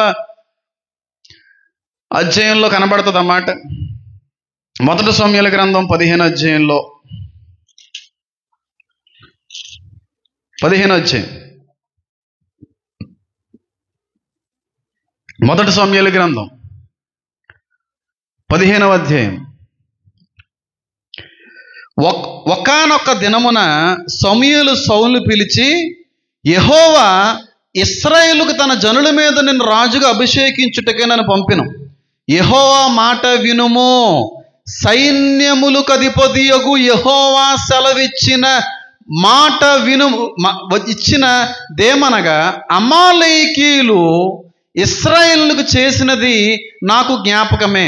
వారు ఐగుప్తులో నుండి రాగానే అమాలేకీయులు వారికి విరోధులే మార్గమందు వారి మీదకి వచ్చిరి కదా. కాబట్టి నీవు పోయి కనికరింపక అమాలేకీయులను హతము చేయము. పురుషులనేమి, స్త్రీలనేమి, బాలుర్నేమి, పసిపిల్లలనేమి, ఎద్దులనేమి, గొర్రెలనేమి, ఒంటెలనేమి, గాడిదలనేమి అన్నిటినీ హతము చేసి వారికి కలిగి ఉన్నదంతయు బొత్తుగా పాడు చేసి అమాలేకీయులను నిర్మూలన చేయమని చెప్పిరి. ఎవరు చెప్పాడు? సమూయేలు దేవుని మూలంగా చెప్తున్నాడు సౌలుకి. ఏమని? అమాలేకీయుల్లో ఆడోళ్ళు కానీ, మగోళ్ళు కానీ, చిన్నపిల్లలు కానీ, బాలురిని కానీ, జంతువులను కానీ, పాడిని కానీ దేన్నే ఉంచుండకుండా మొత్తం నిర్మూలన చేసే, చంపిపాడే అని దేవుడు చెప్పాడు సౌలుకి. సౌలు గారు ఏం చేయాలి అప్పుడు? దేన్ని విడిచిపెట్టకుండా చంపి తీసి పాడేయాలి. కానీ సౌలు చేసిన తప్పేటో తెలుసా? తర్వాత వచనంలో చూడండి. అంతటా సౌలు జనులను పోగు చేసి తలాయిములో వారిని లెక్క పెట్టగా కాలుబలము 2,00,000 మందియు, యోధావారు 10,000 మందియు నుండిరి. అప్పుడు సౌలు అమాలేకీయుల పట్టణంలో ఒక దానికి వచ్చి లోయలో పొంచి ఉండి, ఇశ్రాయేలు ఐగుప్తులో నుండి వచ్చినప్పుడు మీరు వారికి ఉపకారం చేసిదిరి కనుక అమాలేకీయులతో కూడా నేను మిమ్మల్ని నాశనం చేయకున్నట్లు మీరు వారిలో నుండి బయలుదేరిపోవడని కేనీయులకు వర్తమానం పంపగా, కేనీయులు అమాలేకీయుల్లో నుండి వెళ్ళిపోయారు. ఒకప్పుడు కలిసి ఉన్నారు, వేరైపోయారు. దాని గురించి వేరేగా మాట్లాడుకోవచ్చు. తర్వాత సౌలు అమాలేకీయులను హవీలా నుండి ఐగుప్తు దేశ మార్గమునున్న షూరు వరకు తరిమి ఏం చేశాడు? హతము చేసి అమాలేకీయుల రాజైన అగగును ప్రాణముతో పట్టుకుని జనులందరినీ కత్తి చేత నిర్మూలన చేశాను. దేవుడు చెప్పినట్టు సౌలు చేశాడా లేదా? చేశాడు. అమాలేకీయుల్లో ఒక్క మనిషి కూడా లేకుండా చంపిపాడేశాడు. అందుకే అక్కడ క్లియర్గా రాయబడ్డం చూడండి. ఐగుప్తు దేశం మార్గనున్న షూరు వరకు తరిమి హతము చేసి అమాలేకీయుల రాజైన అగగును ప్రాణంతో పట్టుకుని జనులందరినీ, అందరినీ అన్నాడు, కొందరిని అన్నాడా? అంటే అమాలేకీయుల్లో ఎవ్వరూ కూడా లేకుండా, శత్రుశాసం లేకుండా అందరినీ చంపిపాడేశాడు. దేవుడు చెప్పినట్టుగా అందరినీ చంపిపాడేశాడు. ప్రాణముతో పట్టుకుని జనులందరినీ కత్తి చేత నిర్మూలన చేశాను. సౌలును జనులను కూడి అగగును గొర్రెల్లోను, ఎడ్లలోను, క్రొవ్విన గొర్రెపిల్లలు మొదలైన వాటిలోను మంచి వాటిని నిర్మూలన చేయక కడగా నుంచి పనికిరాని నీచ వస్తువులన్నింటినీ కూడా, పశువులన్నింటినీ నిర్మూలన చేశాను. అప్పుడు యెహోవాకు సమూయేలునకు ప్రత్యక్షం ఎలాగో సెలవిచ్చెను, సౌలు నన్ను అనుసరింపక వెనక తీసిన ఆజ్ఞలను గైకొనకపోయిన గనుక అతని రాజుగా నిర్ణయించినందుకు నేను పశ్చాత్తాపడుచున్నాను. అందుకు సమూయేలు కోపావేశుడై రాత్రి అంది యెహోవా మొరపెట్టుచుండెను. తర్వాత విషయం. ఇక్కడ సౌలు గారు దేవుడు చెప్పినట్టు చేసేసాడు. అమాలేకీయుల్లో ఎవ్వరూ కూడా ఒక్కరు కూడా లేకుండా చెప్పినట్టుగా అందరినీ చంపేశాడు. అయినా దేవుడు ఎందుకు కోపగించున్నాడు సౌలు మీద? అందరినీ చంపేశాడు కదా. ఒక్కరు కూడా లేకుండా, శత్రుశాసనం లేకుండా మొత్తం తుడిచిపెట్టేశాడు కదా. అయినా నా ఆజ్ఞను అతిక్రమించాడు, నా మాటకు లోబడలేదు అని ఎందుకు అంటున్నాడంటే, అన్నిటినీ చంపలేదు. దేవుడు అన్నాడు గొర్రెల్లో, ఎడ్లలో, గార్ధబొమ్మల్లో, జంతువుల్లో ఏది లేకుండా నిర్మూలన చేయమంటే సౌలు చేసిన తప్పేట చూడండి. 9వ వచనంలో సౌలు జనులు కూడి అగగును గొర్రెల్లోను, ఎడ్లలోను, క్రొవ్విన గొర్రెపిల్ల మొదలైన వాటిలో మంచి వాటిని నిర్మూలన చేయక ప్రక్కనుంచారు. అది వాళ్ళు చేసిన తప్పు. అన్నిటినీ చంపే, మనుషుల్ని చంపే, వాళ్ళు జంతువులను కూడా చంపే. కానీ ఒకానొక సమయంలో మీకు ఉపయోగపడేటువంటి జంతువులను ఉంచమన్నాడు దేవుడు. కానీ అమాలేకీయుల దగ్గరికి వచ్చేటప్పుడు దేవుడు అన్నమాట ఏంటంటే, వాళ్ళు పశు సంపదను కూడా నిర్మూలన చేసేయాలి. అమాలేకీయులను అందరినీ చంపేసిన సౌలు చేసిన పొరపాటు అంటే కొంచెం కొవ్వుగానో బలంగానో శ్రేష్టంగా ఉన్న జంతువులు చంపకుండా వాటి వల్ల మనకు ఉపయోగం ఉంటుందని చెప్పి వాటిని ప్రక్కన పెట్టాడంట. ఆ కారణాన్ని బట్టి దేవుడు కోపం వచ్చి సౌలును వదిలేశాడు. అప్పటి నుంచి దురాత్మలు వెంబడించడం, సౌలు చేతిని దేవుడు విడిచిపెట్టేయడం, కుక్కలాంటి చావు చచ్చాడు. ఏం చేశాడు రా తప్పు అంటే సౌలు దేవుడు చెప్పిన అన్నీ చేశాడు, జంతువులను చంపలేదు. ఎందుకు జంతువులు చంపలేదు? జంతువులు చంపకపోవడమే అంత ఘోరమైనటువంటి తప్ప అని అంటే దేవుడు అన్నారంటే అందులో అర్థం ఉందా లేదా? ఒకప్పుడు ఏ శత్రు దేశాల్లో ఉన్న జంతువులైనా మీ కొరకు ఉంచుకోండి అన్న దేవుడు వాళ్ళ యొక్క అమాలేకీయుల యొక్క జంతువులు మాత్రం ఉంచుకోకండి, అన్నిటినీ చంపేయండి అని ఎందుకు అన్నాడో చెప్తాను చూడండి. ఈ అమాలేకీయులే ఇప్పటి పాలస్తీనీలు, అంటే ఓ మతానికి సంబంధించిన వాళ్ళు. ఇష్మాయిల్ నుంచి వచ్చిన వాళ్ళు ఆ మతానికి సంబంధించిన వాళ్ళే, యాషావు నుంచి వచ్చిన వాళ్ళు కూడా ఆ మతానికి సంబంధించిన వాళ్ళే.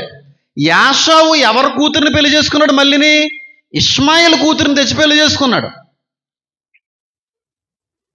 అంటే ఆ ఇద్దరి నుంచి వచ్చిన సంతానం ఒక మతం అయ్యింది. ఏంటో మతం మీకు అర్థమైతే చాలు.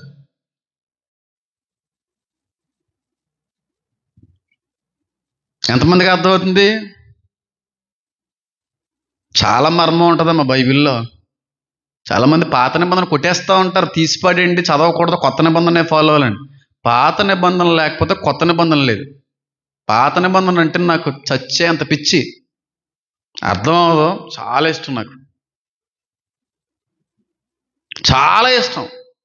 కొత్త నిబంధన ఆత్మ పరిపక్వతకు సంబంధించింది, ఆల్రెడీ దేవుడు ఇచ్చాడు అది. ఈ అమాలేకీయుల్ని దేవుడు ఎందుకు చంపమన్నాడు? అందరినీ చంపేశాడు కదా.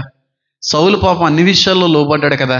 వారు జంతువుల్ని చంపలేనంత మాత్రాన అంత పాపం ఏంటి అని అంటే, అమాలేకీయుల్లో ఉన్నటువంటి అతి భయంకరమైనటువంటి ఒక క్వాలిఫికేషను, ఒక వికృతమైనటువంటి వాళ్ళ యొక్క వ్యక్తిత్వం ఏంటంటే, వాళ్ళు వెన్నుపోటుదారులు, వెనక నుండి పొడిచేటువంటి తత్వం కలిగిన వాళ్ళు. డైరెక్ట్గా ఫేస్ టు ఫేస్ వచ్చి పొడిచేవాళ్ళు కాదు. ఒకప్పుడు కూడా ఇశ్రాయేల్ని అలాగే ఇబ్బంది పెట్టారు. ఇది మొదటి దరిద్రమైనటువంటి క్వాలిఫికేషన్. రెండోది ఏంటంటే, వీళ్ళు బాగా మంత్ర విద్యలు ఎరిగినటువంటి వాళ్ళు, శుద్ర పూజలు ఎరిగినటువంటి వాళ్ళు. ఎంతో ఘోరాతి ఘోరమైనటువంటి పరాకాష్ఠకి వెళ్ళిపోయారంటే శుద్ర పూజల్లో. నేను ఆల్రెడీ ఒకసారి చెప్పాను ఈ సంఘానికి, మళ్ళీ చెప్తున్నాను. అమాలేకీయుల్లో ఉన్నటువంటి ఒక భయంకరమైనటువంటి ఆ శుద్రశక్తి యొక్క గొప్పతనం ఏంటంటే, అమాలేకుడు ఒకడు ఉన్నాడు అనుకోండి, ఆ మనిషి ఉన్నట్టుండి గొర్రెలాగా గాడిదలాగా మారిపోగలడు. మీకు అర్థమైందా? ఒక మనిషి పశువులో మారిపోగలడు. ఒక మనిషి ఉన్నట్టుండి పశువు అయిపోతాడు. ఒక పశువు రూపంలోకి వెళ్ళి గొర్రెల మంద ఉందనుకోండి, గొర్రెల్లోకి వెళ్ళి కలిసిపోతాడు. అలా అమాలేకీయుల్లో ఉన్నటువంటి కొంతమంది ఈ విధంగా గొర్రెల్లోకి గాడిదల్లోకి మారిపోయి వెళ్ళి కలిసిపోయారు. సౌలేమనుకుంటాడంటే అందరినీ చంపేసాను అనుకుంటున్నాడు, కానీ ఎప్పటికే కొంతమంది శుద్ర శక్తులతో నింపబడిన వారు మారు వేషంలో పశువుల్లోకి వెళ్ళి కలిసిపోయిన విషయం ఈయనకి తెలియదు. ఆ పశువుల్లో కలిసిపోయిన వారే నెమ్మదిగా మళ్ళీ పెద్ద రాజ్యంగా అయిపోయారు. అంత క్రూరులు, భయానకమైనటువంటి వ్యక్తులు. అందుకంటే ఇందాక దానిల్లో కూడా రాయబడి చూడండి, ఎంత క్లియర్గా రాయబడి ఉంటుందో చూడండి. అంత భయంకరమైనటువంటి రాజ్యం అది. ఘోరమును భయంకరమునగు, భయంకరులు అన్నమాట. అమాలేకీయులు ఎంత భయంకరులు అంటే, ఏ దేశం మీదకైనా దండయాత్ర చేసి ఆ దేశాన్ని కానీ వాళ్ళు చేజిక్కించుకుంటే వాళ్ళు ఎంత పైశాచిక ఆనందం కలిగిన వాళ్ళు అంటే, ఒక గర్భిణీ కానీ ఒక రాజ్యంలో కానీ దొరికిన రాజ్యంలో ఉందనుకోండి, ఆ గర్భిణిని బయటికి తీసుకొచ్చి బ్రతికొండగానే ఆ గర్భిణి పొట్ట కోసేసి ఆ పిండాన్ని గాల్లో కేసి కత్తులతో పొడిసేవారంట. అమాలేకీయులు అంత భయంకరులు. గర్భంలో ఉన్న పిల్లని కొట్టుకుంటున్నప్పుడే తీసి గాల్లోకి వేసి కత్తులతో పొడి చంపేవారంట, సరదాలకు. అది గర్భిణీ స్త్రీల ఆ కడుపులు చీల్చేవారంట. వాళ్ళు అంత క్రూరులు. వాళ్ళకి జాలి లేదు, కరుణ లేదు, దయ లేదు. ఇప్పుడు రాబోయేటువంటి వారికి కూడా 3 లేవు. ఆ రాబోయేటి రాజ్యమే అమాలేకీయుల నుంచి, ఎదోముల నుంచి వచ్చిన రాజ్యం. దేవుడు ఏది చెప్పినా అర్థం ఉంటుంది, ఎంత చెప్పినా అర్థం ఉంటుంది. చిన్నదే కదా అని అనుకుంటాం, ఆ చిన్నదే మహాసర్పం అయిపోద్ది. దేవుడు వద్దు అన్నాడంటే వద్దంతే. ఆ తర్వాత కాలం ఏమీ లేదు కదా, బాగానే ఉందో కదా అని అనిపిస్తుంది. కానీ సర్పం విప్పడానికి టైం పడుతుంది. చచ్చిన పాములా ఉంటుంది. కొన్ని సాతాను యొక్క కుయుక్తులు, సాతాను యొక్క పన్నాగాలు. చలనం ఉండదు, చచ్చిపోయినట్టు ఉంటుంది పాము. టైం వచ్చినప్పుడు ఎత్తో సర్పం. అలా ఎత్తబోతుంది రాజ్యం, అమాలేకీయుల యొక్క రాజ్యం, ఆ మతం. దేవుడు వద్దు అన్నాడంటే 100% వద్దు. అది మనకి మంచిగా అనిపించవచ్చు, ఏమీ చెయ్యలేనట్టుగా అనిపించవచ్చు, ఏ కీడు లేనట్టుగా అనిపించవచ్చు, మా మనసుకి తృప్తిగానే హాయిగా అనిపించవచ్చు. కానీ దాని యొక్క పర్యవసానం ఆఖరిలో ఉంటుంది.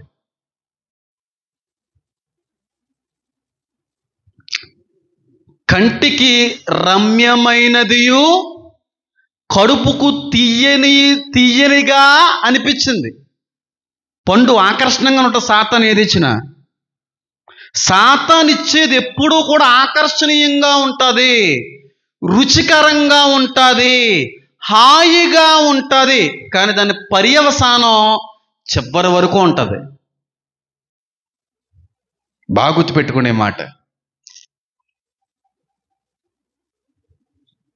బాగా గుర్తుపెట్టుకునే మాట. చాలా చాలా చాలా కన్వీనియంట్గా, అనుకూలంగా, ఆశ్చర్యంగా, సంతోషకరంగా, కానీ విప్పే పడక టైం పడుద్ది. ఆడిచ్చి అన్నీ కూడా తృప్తి కలిగించే వాటిగానే ఉంటాయి, అనుకోని విధంగానే ఇస్తూ ఉంటాడు. దేవుడు అన్నాడంటే తిరిగిలేదు. అన్నాడు ఆదాము అవ్వతో, తినకూడదు. అందంగా అనిపించిందని ఆడిచ్చేది ఎప్పుడు అందంగానే ఉంటుంది. తిన్నారు. దాని పర్యవసానం ఎన్ని సంవత్సరాలు ఉంది? యుగ సమాప్తి వరకు ఉంది. సౌలుతో దేవుడు ఒక మాట అన్నాడు, అమాలేకీయుల్లో ఏది వదిలిపెట్టకుండా చంపే అన్నాడు. ఆయన చెప్పాడంటే అర్థం ఉంటుంది, కానీ వదిలేశారు. ఈరోజు యూదులకి ఉరితాడైపోయారు. యోర్దాను, పాలస్తీనా, సిరియా, వెస్ట్ బ్యాంక్, ఇవన్నీ మెడకి ఏమైపోయినాయి? ఉరితాళ్ళగా. సౌలు అనుకున్నాడు జంతువుల్లో ఏముందలే, మనుషులందరినీ ఏసి పాడేశాం కదా, ఏరి పాడేశాం కదా, ఇంక జంతువులు కూడా చంపేయడం ఎందుకు, బాగున్నాయి కదా అని అనుకున్నాడు. కానీ వీడికి తెలియని విషయం ఏంటంటే ఎంత కుక్కలా చచ్చిపోయాడండి సౌలు. బైబిల్ గ్రంథంలో, అది పాత నిబంధన గ్రంథంలో, అంత కుక్క వంటి మరణం ఎవరికి రాలేదు. కొత్త నిబంధనలు ఇస్కరియోతు, యోధా ఇద్దరికే. వద్దు అన్న పనులు చేసిన వాళ్ళు ఇద్దరే. అంత కుక్క వంటి మరణం రావడానికి కారణం చేసిన తప్పు ఏంటంటే సౌలు జంతువులు చంపలేదు. కానీ సౌలుకి తెలియని విషయం, ఈ అమాలేకీయులు అనేటువంటి వారు శుద్ర శక్తుల మూలంగా, దురాత్మల యొక్క సహాయంతో పశువుల్లా కూడా మారిపోగలరు వీళ్ళు. అలా కొంతమంది పశువుల్లా మారి మందలో కలిసిపోయారు. సౌలుకి అది తెలియదు, కానీ తర్వాత వారే పెద్ద శత్రువులుగా మారారు. దేవుడు ఏది చెప్పినా దాని వెనకాల అర్థం ఉంటుంది. అయ్యో అయ్యో అని ఏడ్చే రోజు ఒకరోజు ఉంటుంది. ప్రతిదానికి ప్రారంభం ఎంత ముఖ్యమో చెప్పండి, ముగింపు కూడా అంతే ఉంటుంది. ప్రారంభం, ముగింపు. ముగింపు లేనిదే ప్రారంభం లేదు, ప్రారంభం లేనిదే ముగింపు లేదు. ముగింపు డిజాస్టర్గా ఉంటుంది. ప్రారంభం చాలా హాయిగానే ఉంటుంది, కానీ ఎండింగ్ మాత్రం డిజాస్టర్. దేవుడు ఏం చెప్పినా అర్థం ఉంటుంది. దేవుడు ఏం చెప్పినా అర్థం ఉంటుంది.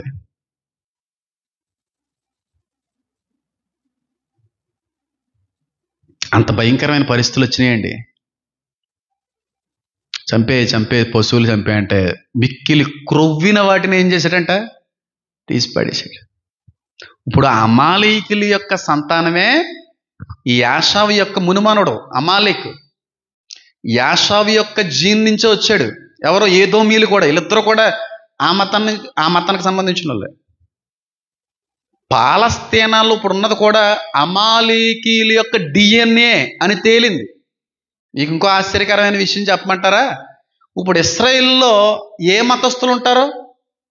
యోధా మతస్థులు ఉంటారు, అంటే ఇశ్రాయేలీలు మాత్రమే ఉంటారు. కానీ కొన్ని పరిశోధనలో తేలిన విషయం ఏంటో తెలుసా?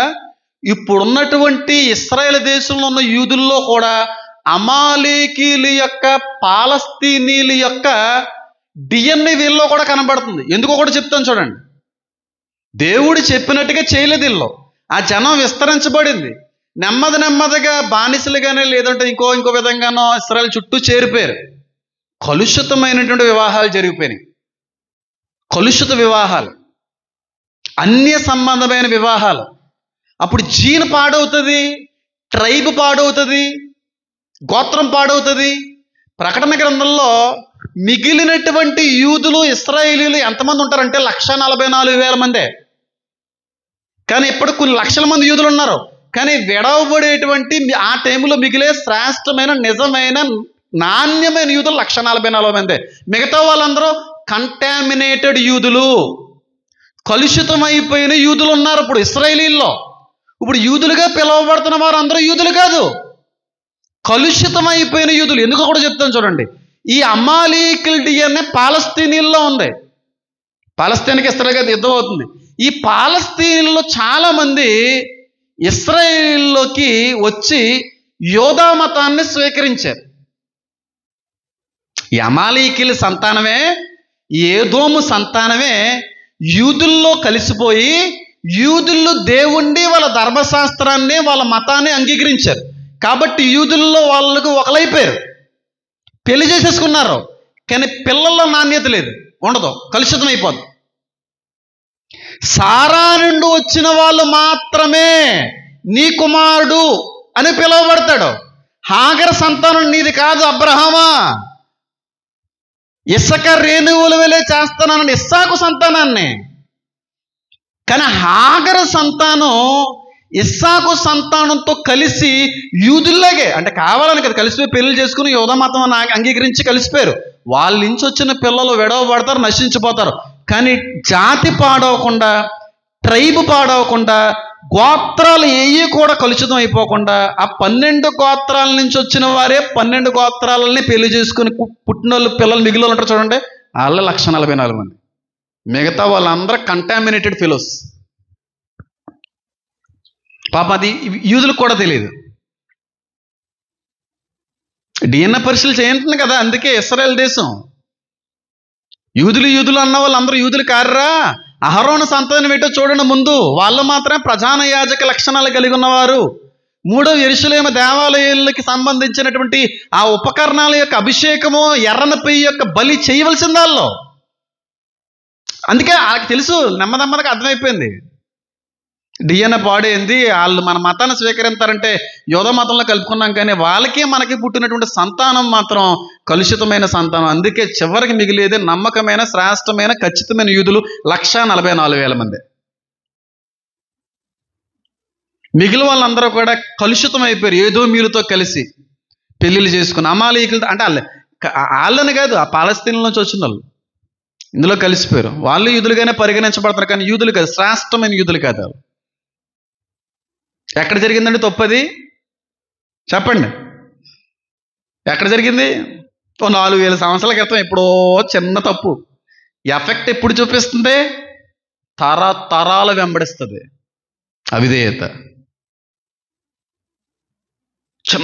చాలా మంది అనుకుంటా ఉంటారు, మాట వినకపోవడం ఒక్క విషయంలో కాదు, ఒక్క అవిధేయత ఆదాముని అవ్వనే శత్రులుగా మార్చేసింది. ఒకేసారి చేసిన తప్పు. సౌలు ఎన్నో తప్పులు ఒకేసారి దేవుడికి లోబడలేదు, నా ఆజ్ఞను అతిక్రమించాడు. చిన్న తప్పు, చిన్న అవిధేయత, ఒకేసారి అవిధేయత తరాలని వెంబడిస్తుంది. దేవుడు అవునంటే అవును, కాదంటే కాదు, వద్దంటే వద్దు. పర్యవసానం ఉండదు, తర్వాత తెలుస్తుంది. దాని రియాక్షను, దాని ప్రతిఫలం, అది ఇచ్చే జీతం మిక్కిలి భయంకరంగా ఉంటుంది. మిక్కిలి భయంకరంగా ఉంటుంది.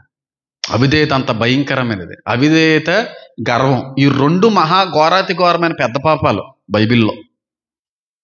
రెండు పెద్ద పాపాలు. ఈ రెండు ఏ మనిషిలో ఉండకూడదు, క్రైస్తవులు అసలు ఉండకూడదు.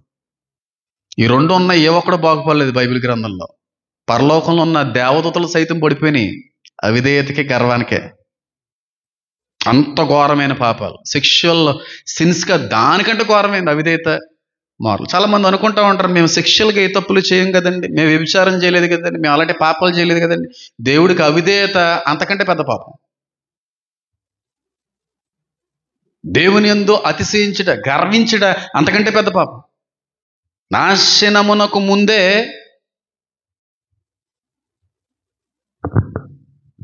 అంత భయంకరమైంది. సౌలు చిన్నది ఏముంది అనుకున్నాడో, ఆ రోజు విడిచిపెట్టినటువంటి ఆ జంతువుల్లోంచే మళ్ళీ అమాలేకులు పుట్టుకొచ్చారు. అప్పుడు ఎలాగైతే గర్భాల్ని చీల్చేశారో, ఇప్పుడు రాబోయేటువంటి యాంటిక్రైస్ట్ యొక్క సైన్యం, ఒక మతం గర్భాలను చీల్చుతుంది. అతి క్రూరులు వాళ్ళు. నేను చెప్పక్కర్లేదు, చాలా మందికి తెలుసు. శరీర చర్మ నొలిచేస్తారు, వాళ్ళు లాగి పాడేస్తారు. అంత క్రూరమైన స్వభావం కలిగిన వారు. సాతాను సైన్యంలో ఒక భాగం ఏంటంటే ఈ భయంకరమైనటువంటి ఒక మతానికి సంబంధించిన సైన్యం.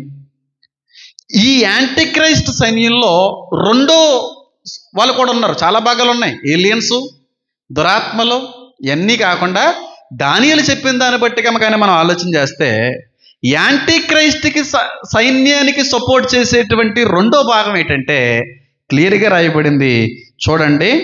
అది తనకు ముందుగా నుండిన ఇతర జంతువులు భిన్నమైనది, అది మహాబలము మహాత్యములు గలది. ఎంత చెప్పినగా మహాబలము మహాత్యము. ఇది ఎవరో ఒక మతము, ఒక సైన్యము. ఇది రెండో క్వాలిఫికేషన్ చూడండి. దానికి పెద్ద ఇనుపు దంతములను ఉన్నాయి. ఇది రెండో క్వాలిఫికేషన్. తర్వాత మళ్ళీ 19వ వచనంకి వచ్చాడు. ఇదే ఇనుపు దంతములను ఎత్తడి గోళ్ళను గల 4వ జంతువు సంగతి ఏమైనది. ఈ జంతువుల్లో కనబడే రెండో ప్రత్యేకత, రెండో క్యారెక్టర్ ఏంటంటే మహాత్యము కలిగినది, బలము కలిగినది. ప్రపంచవ్యాప్తంగా బలమైన మతం ఒకటి రాబోతుంది. ప్రపంచంలో నుంచి పుట్టుకుని వచ్చే ప్రతి దేశంలో కూడినటువంటి మతం అది. అది ఒక రాజ్యమై యాంటిక్రైస్ట్కి సపోర్ట్ చేస్తుంది. ఇదే రాజ్యంలో రెండో పాత్ర ఏంటంటే ఇనుపు దంతాలు ఉన్నాయి. అదే 19వ అధ్యాయంలో ఇనుపు దంతములను ఇత్తడి గోళ్ళు ఉన్నాయి. ఏ జంతువుకైనా ఇనుప దంతాలు ఉంటాయండి? ఉంటాయన్న వాళ్ళు చెప్పండి. ఎందుకుంటావు? ఉంటాయి. అంటే ఇప్పుడున్న టెక్నాలజీని బట్టి వీటికన్నా పళ్ళు ఊడిపోతే మళ్ళీ వాటికి ఫ్యాబ్రికేట్ చేస్తున్నారు. కానీ వాస్తవ సహజసిద్ధంగా ఏ జంతువు కూడా ఇనప దంతాలతో పుట్టదు. ఇత్తడి గోర్లు ఉంటాయా?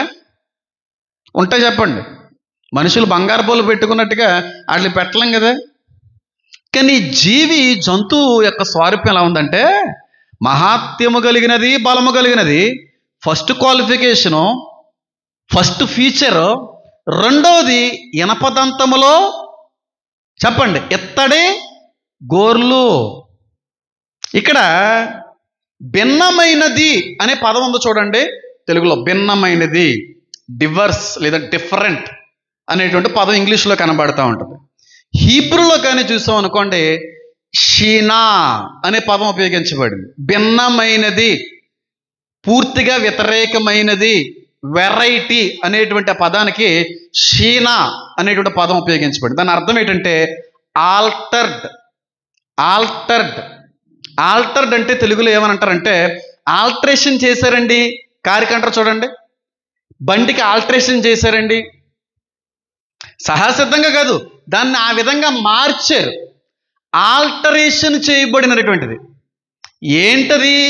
ఆ ఇనపదంతంలో కలిగినటువంటిది ఏంటి? ఆ ఇత్తడి గోర్లు కలిగినటువంటిది ఏంటి అంటే ఏమీ కాదు. మనం చెప్పాం చూడండి, ఆర్టిఫిషియల్ ఇంటెలిజెన్స్. రోబోట్ ఏ మెటల్తో తయారు చేయబడుతుంది? Steel, bronze, iron, titanium, aluminium, ఇవన్నీ కూడా ఐరన్కి సంబంధించినటువంటి భావజాలం నుంచి వచ్చినాయి. అంటే యాంటీక్రైస్ట్కి సపోజ్ సైన్యంలో రెండో భాగం ఎవరంటే రోబోట్స్ పనిచేస్తాయి. ఆల్టరేషన్ చేస్తేనే రోబోట్ వచ్చిందా? లేకపోతే మామూలుగానే వచ్చిందా రోబోట్ అనేది? చెప్పండి. అన్నిటిని కలిపి బిగిస్తే అదొక రోబోట్ అయింది, ఆల్టరేషన్ చేయబడింది. బైబిల్ని ఎప్పుడూ కూడా అక్షరానుసారంగా చదవకూడదు, ఆత్మానుసారంగా చదవాలి, దానికి తగిన వరం ఉండాలి, దేవుని యొక్క సహాయం కలిగి ఉంటే ఎంత మధురాతి మధురంగా ఉంటుందంటే బైబిల్ అంత మధురాతి మధురంగా ఉంటుంది. అంత మధురంగా ఉంటుంది బైబిల్. అసలు వదలబుద్ధి అవదు కదమ్మా. కళ్ళు వాసిపోయినా, కళ్ళు లోతుకెళ్ళిపోయినా, అయ్యి బాబోయ్ జీవాహారము నేనే, దీన్ని భుజించేవాడు ఇంకా ఆకలి కొండవు, ఆకలి ఇది ఇంకా తినాలనిపిస్తావు. ఒకవేళ దేవుడు ఆ బుద్ధివాక్యం జ్ఞానవాక్యమైన వారం కానీ ఇస్తే అమ్మ బాబు ఎంత అర్థవంతంగా అర్థమవుద్దంటే దేవుని యొక్క మాట వివరించలేందే. ఇనప దంతములు ఇత్తడి గోర్లుని. రోబోట్స్లో బ్రాన్స్ అంటే ఇత్తడే ఉంటుంది ప్రతి రోబోట్లో కూడా. అంటే ఎలక్ట్రికల్ ఎక్విప్మెంట్ లోపల కరెంట్కి సంబంధించిన ఆ పార్ట్స్ అన్నీ కూడా ట్రాన్స్మిట్ చేసే పార్ట్స్ అన్నీ బ్రాన్స్తో తయారు చేస్తారు. తెలుసో తెలీదో. ఒక రోబోట్ వచ్చి చిన్న రోబోట్లు వ్యాక్యూమ్ క్లీనింగ్ చేసే రోబోట్ల నుంచి మొదలు పెడితే పెద్ద రోబోట్ల వరకు 10 కేజీల నుంచి 1000 కేజీలు బరువు ఉంటుంది పెద్ద రోబోట్. అంతవరకు ఎందుకులే, ఒక రోబోట్ 200 కేజీలు బరువు అనుకోండి, అది కానీ మనుషులు తొక్కింది అనుకోండి, మనిషి ఏమవుతాడు? తుత్తునియ్యలుగా అవుతాడు. అదే చెప్పాడు ఇక్కడ. సమస్త జనములను భక్షించుచు వారిని తుత్తునియ్యలుగా చేస్తా, తన పాదముల క్రింద త్రొక్కుతాదని ఉంది లేదా? చదవండి ఒకసారి అన్నమాట. అది సమస్తమును భక్షించుచు తుత్తునియ్యలుగా చేయుచు మిగిలిన దాన్ని ఎక్కడ తొక్కుతుందంట? కాళ్ళ క్రింద తొక్కుతుంది. ఒక ఏనుగు కానీ కాలు కిందకైనా మనిషి పడ్డాడు అనుకో అప్పడం అయిపోతాడు. రోబోట్స్ అంత బరువైనటువంటి రోబోట్స్ కానీ మనుషులు అవిధేయత చూపిస్తే, రోబోట్స్ చెప్పినట్టుగా కానీ వినకపోతే అది ఏం చేస్తా తెలుసా? తొక్కి పాడేస్తుంది. ప్రకటన గ్రంథంలో అదే ఉంది. బలవంతము చేయుచు ఆ ముద్ర వేయించుకోని వారిని హతము చేయుచున్నది లేదా? ముద్ర వేయించుకొనని వారిని అంటే వేయించుకోమన్నప్పుడు ఆ కుదరదు వేయించుకోమన్న వాళ్ళని హతం చేస్తుంది రోబోట్. అంటే యాంటీక్రైస్ట్ సైన్యంలో మతం ఉంది, రోబోట్ ఉంది. రోబోట్స్ ఇప్పుడు ప్రపంచంలో ఆవిర్భించాయా? మొదలైనయా? ఎక్కడ పడితే అక్కడే. ట్రైన్లో టీటీ అవసరం లేదు, హాస్పిటల్లో డాక్టర్ల అవసరం లేదు, ప్యూన్ల అవసరం లేదు, ఆఫీసులో ఇళ్ళ అవసరం లేదు, అసలు వాచ్మ్యాన్ గీచ్మ్యాన్ ఏ అవసరం లేదు. కొన్ని దేశాల్లో అయితే వాచ్మ్యాన్లు తీసేశారు అనుకోండి, రోబోట్సే ఉన్నాయి. అంతవరకు ఎందుకండి? ఇప్పుడు చెల్లి గృహప్రవేశం ఏదయింది, వాళ్ళు చాలా పెద్ద అపార్ట్మెంట్స్ అయ్యి, ఆ అపార్ట్మెంట్స్ గేట్ దగ్గర ఒక సెక్యూరిటీ గార్డ్ ఉంటాడు. నాకు తెలియదు, నాకు ఈ పరిసరలో వెళ్ళడానికి అవ్వదు కదా, కుదరదు. గేట్ మ్యాన్ ఉంటాడు, సెక్యూరిటీ గార్డ్ ఉంటాడు అక్కడ.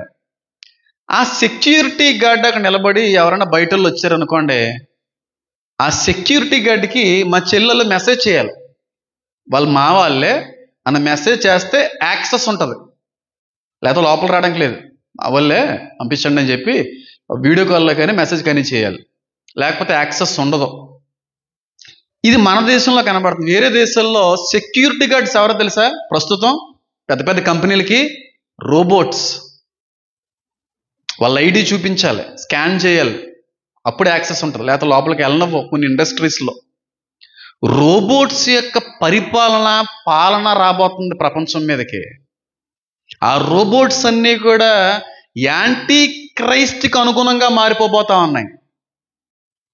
రోబోట్స్ మానవ జాతిని లేకుండా నిర్మూలన చేయబోతున్నాయి, నాశనం చేయబోతున్నాయి, తుత్తునియ్యలుగా త్రొక్కివేయబోతున్నాయి. తుత్తునియ్యలుగా ఇనపదంతము ఇత్తడి గోళ్ళు నాశనం చేసేస్తాయండి రోబోట్స్. మొన్న ఇలాన్ మస్క్ అనేటువంటి మాట మీరు వినిపించాను కదా, 2040 సంవత్సరానికి భూమి మీద మనుషులున్న సంఖ్య కంటే డబల్ సంఖ్య అయిపోద్ది. అంటే ఇప్పుడు 800 కోట్ల మంది సంఖ్య ఉంది భూప్రపంచంలో మానవ జాతి. 2040 నాటికి రోబోట్సే ఒక 20 కోట్లు అవుతాయి. ఒక రోబోట్కి నువ్వు ఎంత గాయం చేసినా, ఫైర్ రేట్ వేసినా, వాటర్ వేసేసినా, మిసైల్స్ని ఫైర్ చేసినా చచ్చిపోతుంది, లెగిసిపోతూ ఉంటుంది. టెర్మినేటర్ అనే సినిమా ఉంటుంది, ఒకవేళ ఎవరికైనా ఐడియా ఉంటే తెలుస్తుంది, చూడకండి. ఎలాదని చంపుదాం కానీ మళ్ళీ లెగిసిపోతూ ఉంటాడు, మళ్ళీ లెగిసిపోతూ ఉంటాడు.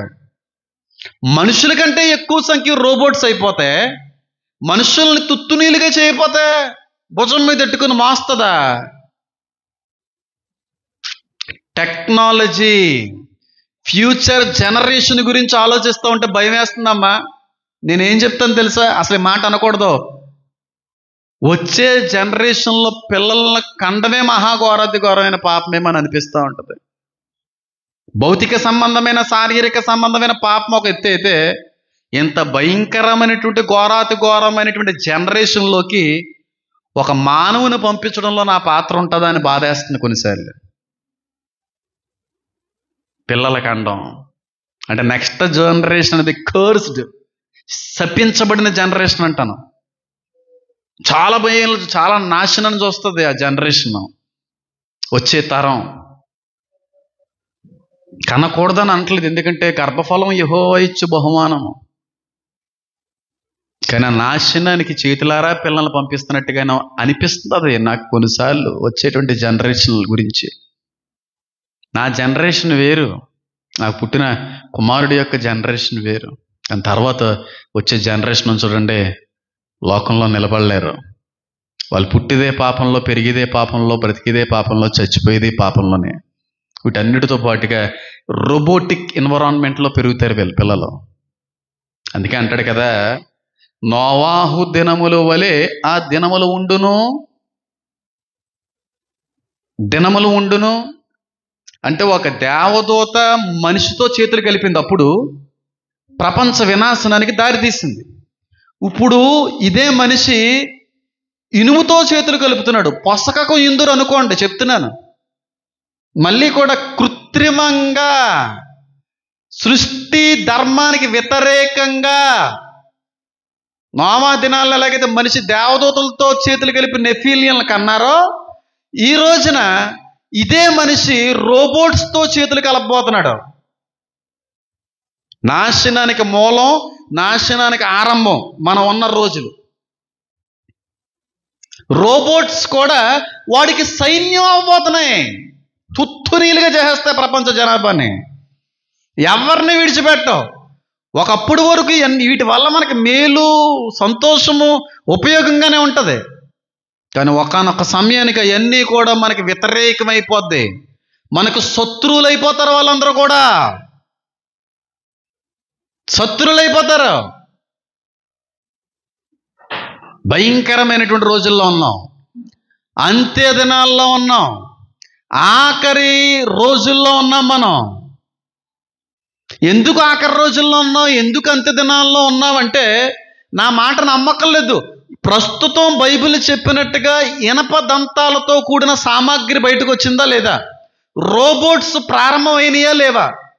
ఆర్టిఫిషియల్ ఇంటెలిజెన్స్ అనేటువంటిది ఈ 2 సంవత్సరాల నుంచి కూడా బలోపేతం అయినయా లేవా? ఎంతకంటే ఏం కావాలి? మనం ఉన్నది ఆఖరి దినాల్లోనే, ఆఖరి రోజుల్లోనే.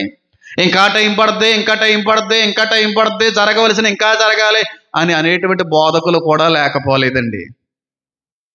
యేసుక్రీస్తు ప్రభువారే ఆ దేవుని రాజ్యం, పరలోక రాజ్యం సమీపిస్తుందని చెప్పి 2000 సంవత్సరాల నుంచి చెప్తుంటే, ఇప్పుడున్న సేవకులు ఇంకా టైం పడుతుంది అంటున్నారు. ఏమనాలి అంటే ఆయన మాటకు వ్యతిరేకమైంది కాదా?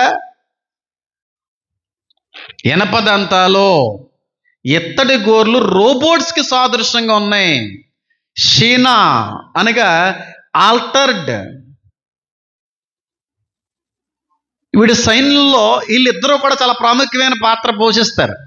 ఒకటేమో మతం, రెండోది ఆర్టిఫిషియల్ ఇంటెలిజెన్స్. ఈ 2 ఇంకా చాలా కలిసి యాంటీక్రైస్ట్కి మద్దతు, సపోర్టు, క్రీస్తుని జయిందామని. కానీ అది జరిగే విషయం కాదు. ఈ రోబోట్స్ వల్ల ఎంత నాశనము, ఎంత వ్యతిరేకత, ఎంత భయంకరమైన పరిస్థితులు వస్తాయంటండి. మనుషుల్ని చంపేయడం ఒక ఎత్తు, ఈ రోబోట్స్కి ఫీలింగ్స్ వస్తాయన్నది కదా. ప్రాణం ఇచ్చునని ఉన్నాడు కదా బైబిల్లో. ఫీలింగ్స్ వచ్చిన తర్వాత ఆల్రెడీ ఇప్పుడు జరుగుతుంది. మేము పెళ్లి చేసుకోకుండా ఉండిపోతాము అనేవాళ్ళు రోబోట్స్ని తెచ్చుకుని పెట్టుకుంటున్నారు వేరే దేశాల్లో. మీరు నమ్మండి నమ్మకపోండి. మగోడైతే ఆడ రోబోట్, ఆడదైతే మగ రోబోట్.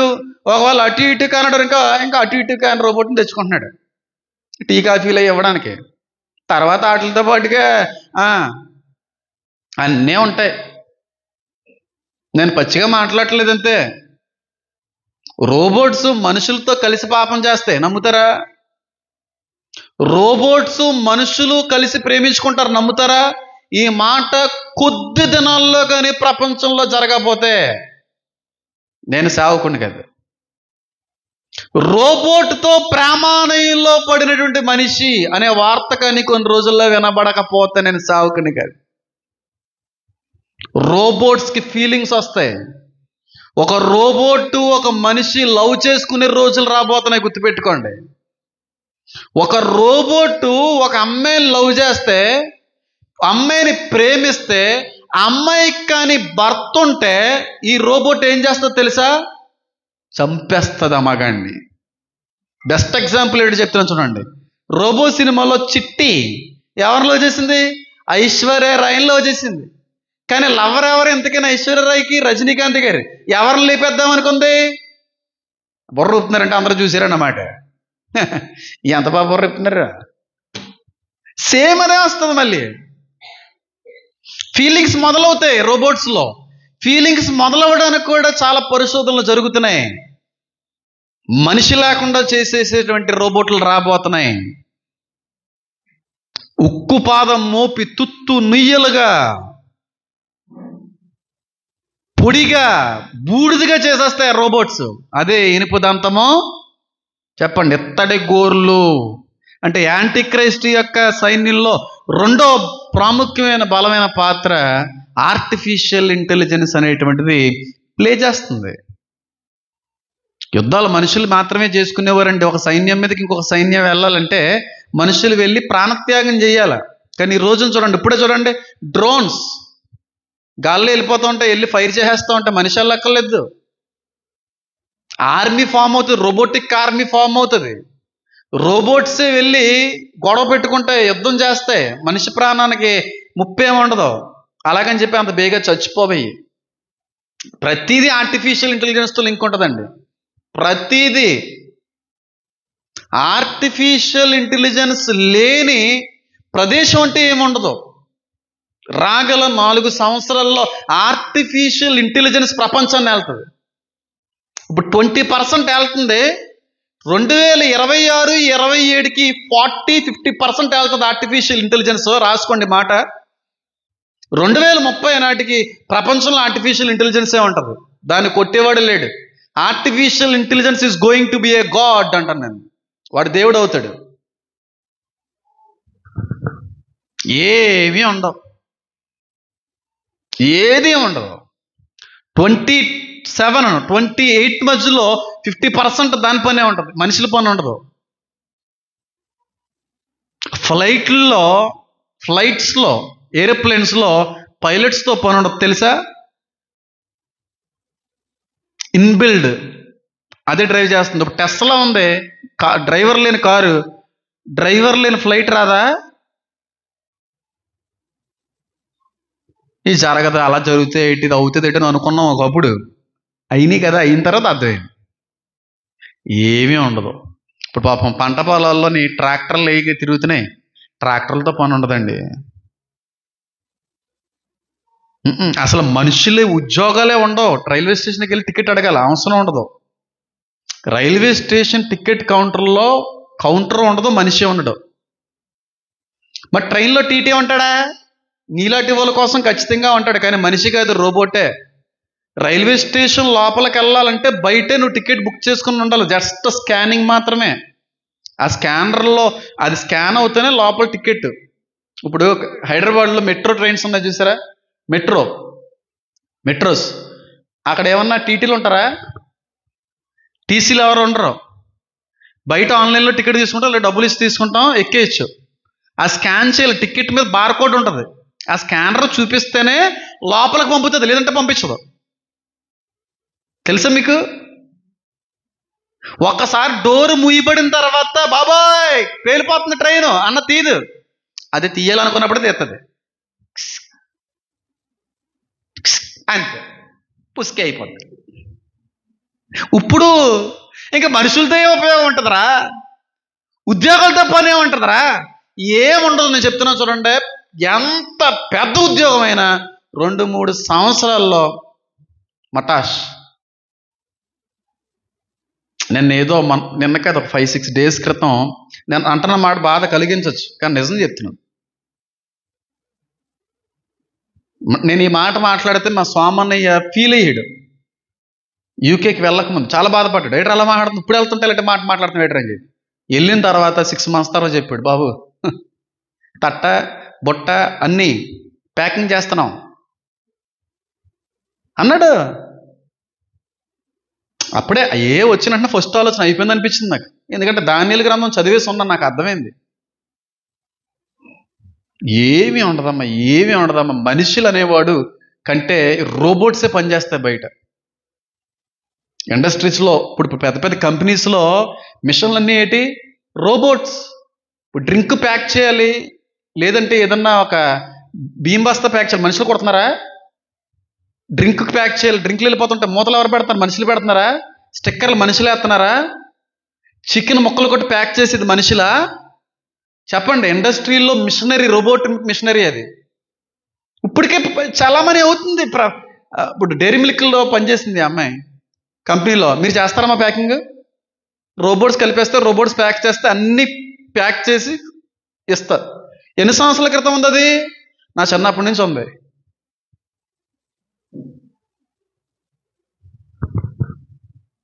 అప్పటి నుంచి ఉంది ఇండస్ట్రీలో అలాంటి మెషినరీ. ఇప్పుడు ఇంకా ఎక్కువైపోద్ది, ఇంకా ఎక్కువైపోద్ది. మనిషి యొక్క ప్రమేయం లేకుండా అన్ని పనులు జరుగుతాయి ముందు రోజుల్లో. సోమరులు అయిపోతారు నోవాహు దినాల వలె. వాళ్ళు త్రినుచు, త్రాగుచు, పెండ్లికిచ్చుచు, పెండ్లాడుచు. అవునా కదా? ఇక్కడ 2 సాక్షులు చచ్చిపోయినప్పుడు కూడా అదే మాట వర్తిస్తా చూసారా? ఒకరికొకరు కట్నములు పంపుకొనుచు. ఆ టైంకి అది జరుగుతుంది. మనిషి ప్రమేయం ఉండదు. హాస్పిటల్లో డాక్టర్స్ అన్నా ఉంటారా? ఉండరు. ఇప్పుడు ఏదన్నా జబ్బు వ్యాధి వస్తే డాక్టర్ కదా అపాయింట్మెంట్ ఏం అవసరం లేదు. చిక్ చిక్ చిక్, హలో వాట్స్ యువర్ ఫాల్ట్ అంటదంటే ఫోన్లోనే అదే ఇచ్చేస్తుంది ప్రిస్క్రిప్షను. ఇప్పటికీ హైదరాబాద్లో, బెంగళూరులో ఉన్నాయి తెలుసా? నీ ప్రాబ్లం ఏంటని చెప్పి ఏఐతో మాట్లాడితే నీ బీపీ అది చెక్ చేయించుకుంటా దానికి చెప్తే ఇది నీ ప్రాబ్లం అని చెప్పి మెడిసిన్స్ అది ప్రిస్క్రైబ్ చేస్తుంది. ప్రపంచంలో చాలా చోట్ల గుండె ఆపరేషన్లు చేస్తుంది రోబోట్. ఏమీ ఉండదు. మనుషులు సోమరుల వలె మారిపోతారు. ఒక 5 days క్రితం నేను ఒక ఫోటో కూడా పెట్టాను, చర్చ్ గ్రూప్లో పెట్టాను, స్టేటస్లో పెట్టాను. ఆల్రెడీ ఏఐ వల్ల 20% ఏదో పోయింది, ఇండస్ట్రీయా ఉద్యోగం ఏదో సంథింగ్ ఏదో. ఏమీ ఉండదండి. ఎన్ని గాల్లో పేక మెడలు లాంటి కూలిపోతాయి. శాశ్వతమైనది ఒకటే, దేవుని రాజ్యం. దాని కొరకు కట్టబడాలి మనం. అందుకే అని ఫస్ట్ నుంచి మొత్తుకుంటుంది ఏంటి తెలుసా? మీరు పైనున్న వాటినే వెతకండ్రా. ఎన్ని పోతాయిరా, పిచ్చోళ్ళరా, ఉండోరా అని ఎంతగా బ్రతిమాలుడైనా. మనం పైన ఉన్న వాటికంటే కింద ఉన్న ఇదే మనకు శాశ్వతం, ఇదే మనకు పెర్మనెంట్. ఇక్కడ కట్టుకోవడం ప్రయత్నిస్తున్నాం మనం. కానీ ఆయన అన్నాడు, మీ కొరకు నేను నివాసాలు కట్టడానికి వెళ్తాను, అది పెర్మనెంట్ ఏరియా. ఇక్కడ ఇల్లు, ఉద్యోగాలు, వ్యవసాయాలు, వ్యాపారాలు, బంగారాలు, డబ్బు అని చెప్పి చెమటలు కొడితే అక్కడ కడతానని ఆయన అంటే, అక్కడ గురించి అంటే ఇక్కడ ఎక్కువ ఆలోచిస్తున్నాం మనం. ఆలోచన చేయండి ఒకసారి. ఎంత భయంకరమైనటువంటి పరిస్థితుల్లో మనం ఉన్నాము. ఎలాంటి పరిస్థితుల్లో మనం ఉన్నాం? ప్రస్తుతం జరుగుతున్నాయి అన్నీ కూడా. లేని ఏం కదా, అన్నీ కళ్ళ ముందు పెట్టేట్టుగా కావలసినంత ఇన్ఫర్మేషన్ ఉంది. ఎక్కడ పడితే అక్కడ ఏదే ఉండదు. రోబోటిక్ ఎన్విరాన్మెంట్, రోబోటిక్ రూలింగ్ అనేది రాబోతుంది. వాడి సైన్యంలో ఒక భాగం ఏంటంటే రోబోట్స్ అంటే ఆర్టిఫిషియల్ ఇంటెలిజెన్స్ తుత్తునీలుగా చేసేస్తుంది ప్రపంచ జనాభా అనేది. ఏలియన్స్ ఉంటాయా? ఏలియన్స్ ఉన్నాయి. పడద్రోయబడిన దేవదూతలు ఉన్నారు, దురాత్మలు ఉన్నాయి. లేవా ప్రకటన గ్రంథంలో? ఇందాక దేవమణి గారు కూడా పాటలు పాడారు కదా, అదే లేఖనం అన్నయ్య కూడా చదివారు. ఆ మిడతలు, మనుషుల వంటి శిరోజాలు, సింహం వంటి తలలో, తేలు వంటి తోకలు, ఇవన్నీ బయటకు వస్తాయి. అంత సైన్యాన్ని పట్టుకుని ఏదో చేద్దాం అనుకున్నాడు, పాపం ఏమీ చేయలేడు. కాబట్టి యాంటిక్రైస్ట్ సైన్యంలో ప్రాముఖ్యమైనటువంటి పాత్ర పోషించేటువంటి వాళ్ళలో రెండు, ఒకటి ఆర్టిఫిషియల్ రోబోటిక్ ఇంటెలిజెన్స్, అన్నిటికంటే ముందుగా ఒక మతం. వాళ్ళే అమాలీకీలు, వాళ్ళే ఏదేమీలు. హాగర్ సారమ్మ చేసింది నిర్మూలందాం అనుకున్నాడు సౌలు దగ్గర, దేవుడు చేయలేకపోయాడు. సౌలు చిన్నదే కదా అని వదిలేశాడు. అది మెడకి ఉరితాడైపోయి కూర్చుంది. ఇప్పుడున్న యూదులు అందరూ కూడా నాణ్యమైన యూదులు కాదు. 144,000 మందే కలుషితం కాని యూదులు, ఇంటర్కాస్ట్ మ్యారేజ్ చేసుకోకుండా నిలబడినటువంటి యూదులు. వాళ్ళు మాత్రమే ప్రత్యేకంగా ముద్రించబడి వారి ద్వారాగా రాజ్యం చేయిస్తాడు దేవుడు. మనం ఉంటాం అనుకోండి, చెప్తున్నాను. కాబట్టి ముందు ముందు రోజుల్లో ఇంకా ఎన్నో అద్భుతమైన విషయాలు మీ అందరితో కూడా పంచుకుంటాను. తర్వాత సెషన్లో మాత్రం ఒక ఇన్ఫర్మేటివ్ సంగతి ఉంటుందండి, అద్భుతమైన సంగతి. చాలామంది భక్తులు దీని గురించి తప్పుగా అనుకున్నారు, కానీ అది కరెక్ట్ కాదు. చాలా పెద్ద ఇన్ఫర్మేటివ్ సంగతి అది. ఆ విషయాన్ని మీ అందరితో కూడా పంచుకోవడానికి నేను ఇష్టపడుతున్నాను. కళ్ళు మూసుకోండి. నా దేవా, నా తండ్రి, నా ప్రభువా, మీకు వందనాలు, స్తుతులు.